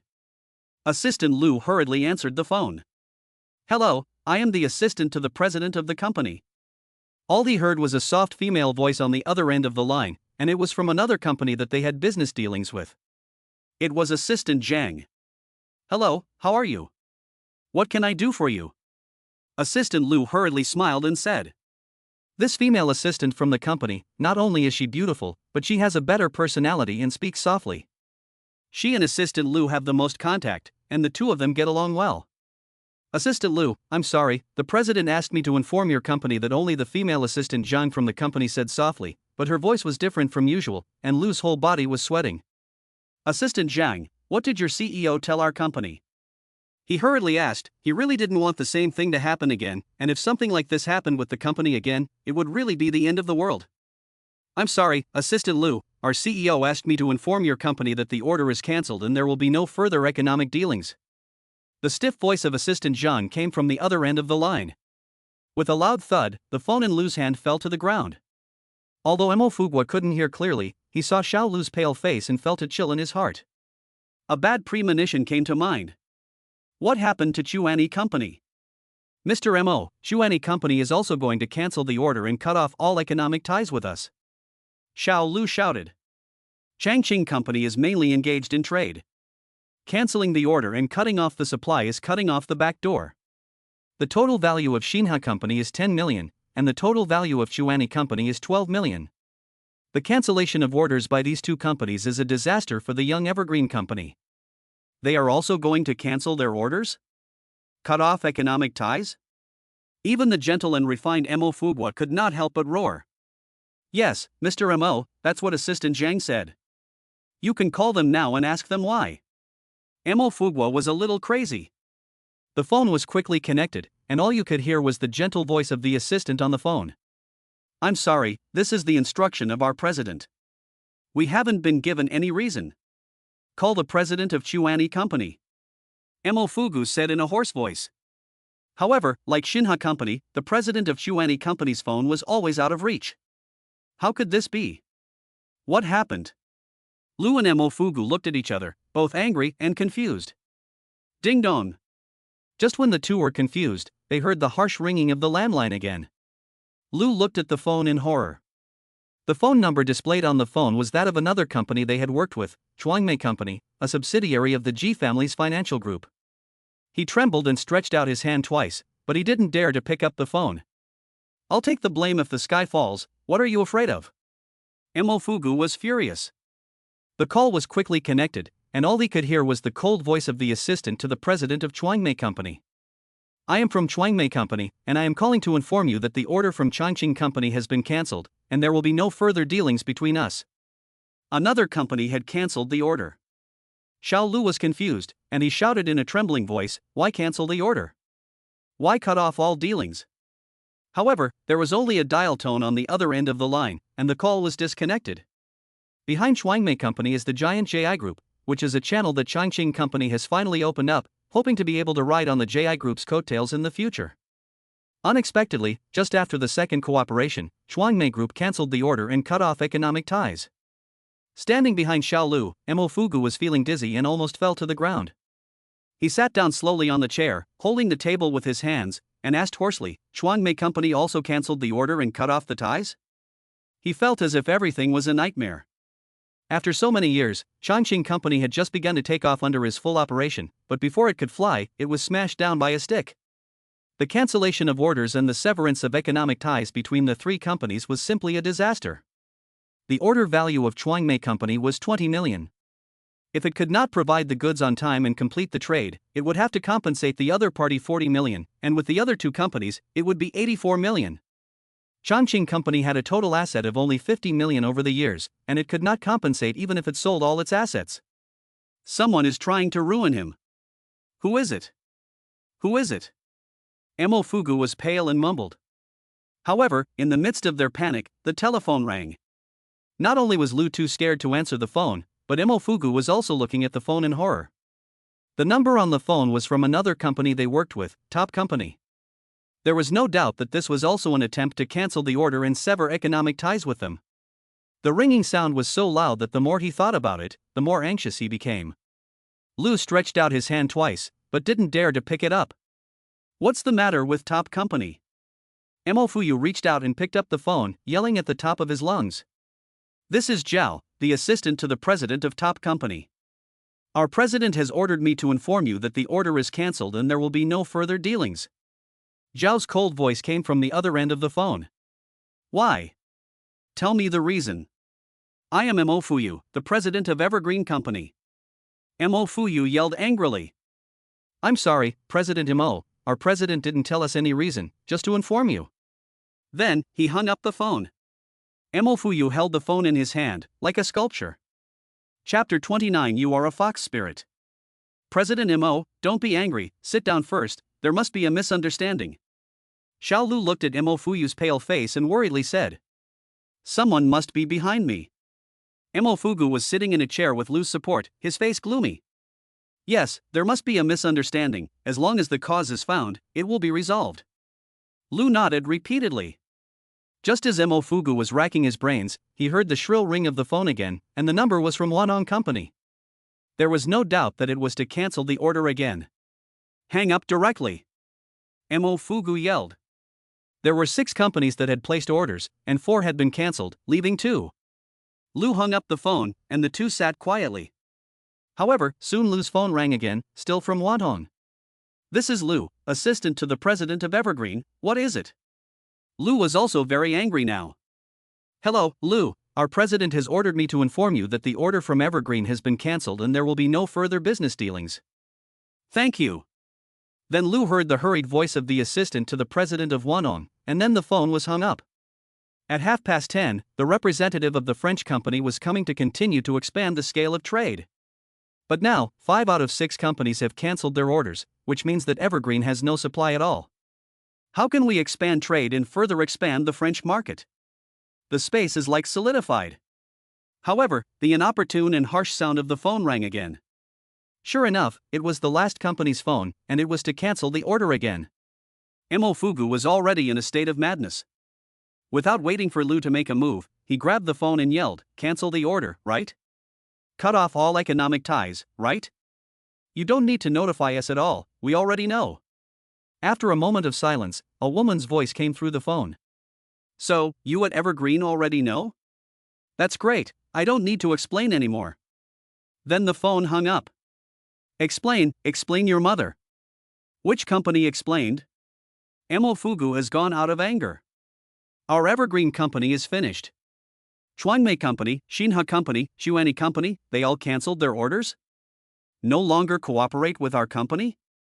What exactly happened? For a moment, the staff at Evergreen were in a panic. Although Mo Fuyu and his assistant Lu were talking on the phone in the office, the fact that something like this had happened had still reached other people's ears. Word spread quickly, and soon everyone at Evergreen knew about it. Lu Wanqing sat quietly in the reception room, and when she saw that it was already 10 o'clock, Mo Fuyu had not come back after going out. What had happened at Evergreen that had made Mr. Mo so angry? Mr. Mo is a good person, I hope he won't suffer any losses. Lu Wanqing thought to herself. No matter what Mr. Mo's intentions were, he had already shown her great kindness by rushing into the crowd and taking her away in public this morning, regardless of his status. Suddenly, the door creaked open and a woman walked in. She was a beautiful woman with a curvaceous figure. It was none other than the beautiful secretary. This woman seemed to have a grudge against Lu Wanqing. Lu Wanqing glanced at her and nodded slightly, but didn't say anything. She didn't know that this woman walked straight up to her and said coldly, "You're a jinx. You're shameless to still be sitting here. You've caused our Evergreen company a lot of trouble and our CEO a lot of trouble." She looked at Lu Wanqing with anger and hatred. "Miss Secretary, I hope you'll be careful with what you say and stop being so unreasonable and slanderous." Lu Wanqing raised her eyebrows and said coldly, "What do I need to be careful about? Ever since you walked into our Evergreen company, all of our orders have been cancelled. Our Evergreen company is finished, and so is my job as a secretary. What do I need to be careful about? It's all your fault. You're a disaster. If you hadn't come to our company, this would never have happened." The secretary became more and more angry, and walked directly towards her, threatening to fight. "What is going on?" Lu Wanqing was a little confused. "Excuse me, Miss Secretary, first of all, I warn you to be kind, and secondly, can you tell me what happened and where President Mo is?" Mo Fuyu received a call to cancel an order, and she knows that she was furious. But this woman said that all orders were cancelled and that Evergreen was finished? Even if she doesn't understand company management, she knows that the lifeblood of a company is orders and contracts. What's more, she came here today to be a translator. The French company representative came to discuss business and expand trade. If the order is lost, will the French company representative still talk? Will she still be a translator today? This is 2,000 yuan. The 2,000 yuan she needs most. I'll tell you what happened. All of our company's orders have been cancelled. Didn't you hear? It must be because President Mo is close to you and offended some big shot that all the orders were cancelled. You are a vixen, a jinx. The female secretary yelled furiously, almost hysterical. Mo Fugu is her Prince Charming, and she has always been pursuing him. Evergreen is finished, and she will lose her job as a secretary, and she will have no chance to pursue Mo Fugu, and she will never become the boss of Evergreen. Although she didn't know the real reason, as a jealous woman, she immediately put the blame on her rival. "Miss Secretary, I'll say it again, I hope you'll be more careful with your words. I've only met with your boss Missouri twice, and we don't have any friendship, so how could I possibly bring in disaster?" Lu Wanqing was also angry at her scolding. Besides, she's in trouble herself, so how could she know any big shot who could cancel all the orders of Evergreen Company? "It must be you, woman." The secretary didn't care, and continued to yell, as if she were crazy. "Get out! Get out of here now!" Suddenly, a loud voice came from the door, and it was Mo Fugu who rushed in. He was already in a panic. The representative of the French company was about to arrive, and he had to calm the French representative down. He couldn't let them know the truth, otherwise, Evergreen would really be finished. Although several orders have been cancelled, making it difficult for him, and even the company is facing bankruptcy. However, the French company is his lifeline. As long as the French company's trade is normal, he can temporarily seek orders, and even raise the price of orders. As long as he can secure the French market, he can make a comeback. Mo Fugu has gone from a country boy to a company boss with 50 million assets. In more than 10 years, he has gone through many ups and downs. He quickly calmed down from the collapse and explained to his assistant, Xiao Lu, and the various departments of the company how to deal with the upcoming French company representatives.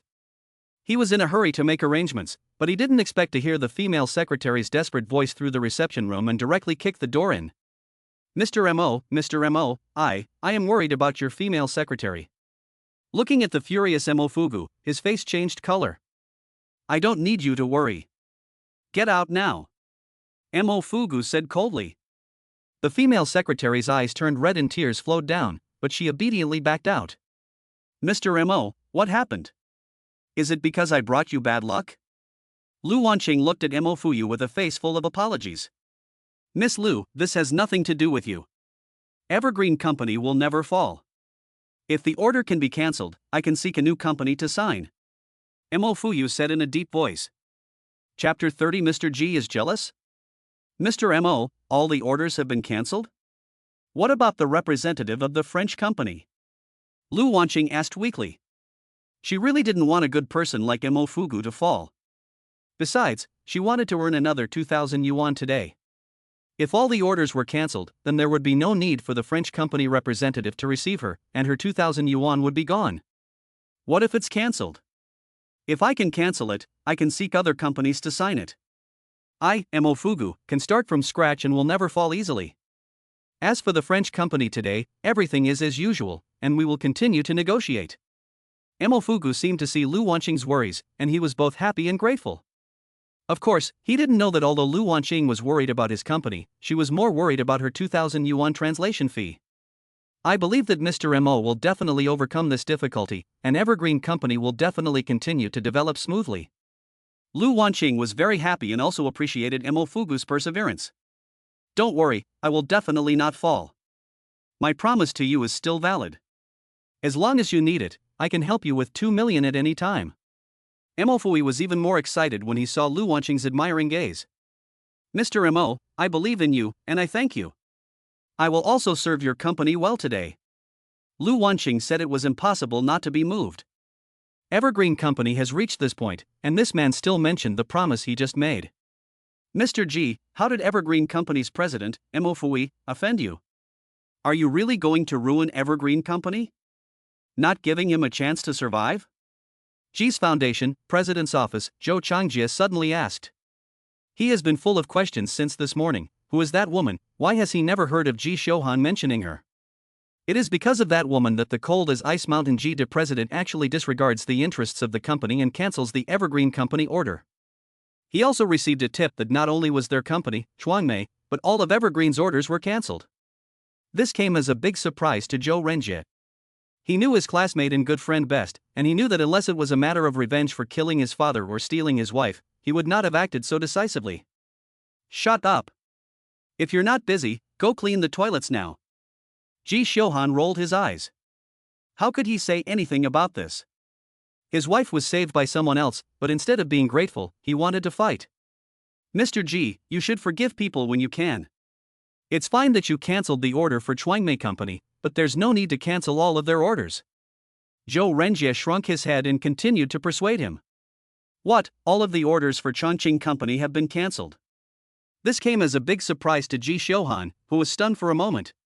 Don't you know? Chongqing Company signed 6 order contracts, including our Chuangmei Company, and they have all been cancelled. This is not giving people a way out, but killing them. Zhou Renjie shrugged his shoulders. He really didn't want his old classmate to be so cold and ruthless. Even if there is a grudge of stealing his wife, he should give him a little room to live. I don't even know what Evergreen Company is. How do I know that he has 6 orders? You check it out for me now, find out which companies those 5 orders are from, and why they want to cancel them. Ji Shouhan paused for a moment, and suddenly said coldly. It really wasn't you? Find out now? Zhou Renjie was also greatly surprised. What was going on with the Evergreen Company? All the orders were cancelled at the same time. Could it be that it was all because of that woman? The woman with a face as small as a palm, charming and pretty, appeared in his mind again. It seemed that her figure was also curvy and beautiful. Half an hour. You have half an hour to find out everything, otherwise you will be cleaning toilets for a month. Ji Shouhan glanced at him, his eyes revealing a cold and vicious look, as well as an indescribable anger, as if a volcano had erupted in his eyes. What is going on? Why is President Ji acting like a woman on her period, with such uncontrollable emotions? Or is it that not only does President Ji like that woman, but other men like her as well, and he is jealous? Zhou Renjie became more and more interested in that woman, and ran out of the office in a hurry. This woman is indeed not a simple woman. Not only did she and I get married, she even hooked up with other men. The person who was able to cancel 5 company orders in such a short time is definitely not simple. No matter who that man is, no matter how fickle-minded this woman is, within these 6 months, she is my Ji Shouhan's woman, and she must be virtuous and behave properly, not allowing any transgressions, and not allowed to hook up with other men and commit adultery. Ji Shouhan stood in front of the window, watching the clouds roll in the distance, his heart boiling with anger. Suddenly, he took out his cell phone and made a call. Lu Wanqing was talking to Emofugu, and Emofugu was also telling her some details, absolutely not letting the French representative see that the company was not normal. At this moment, the cell phone suddenly rang. It was an unfamiliar number. Lu Wanqing frowned and hung up directly. The unfamiliar number was undoubtedly her cheap father or someone else calling, definitely not good. How dare this woman hang up on me? I just bought her a phone, the best on the market, and she doesn't even answer my call?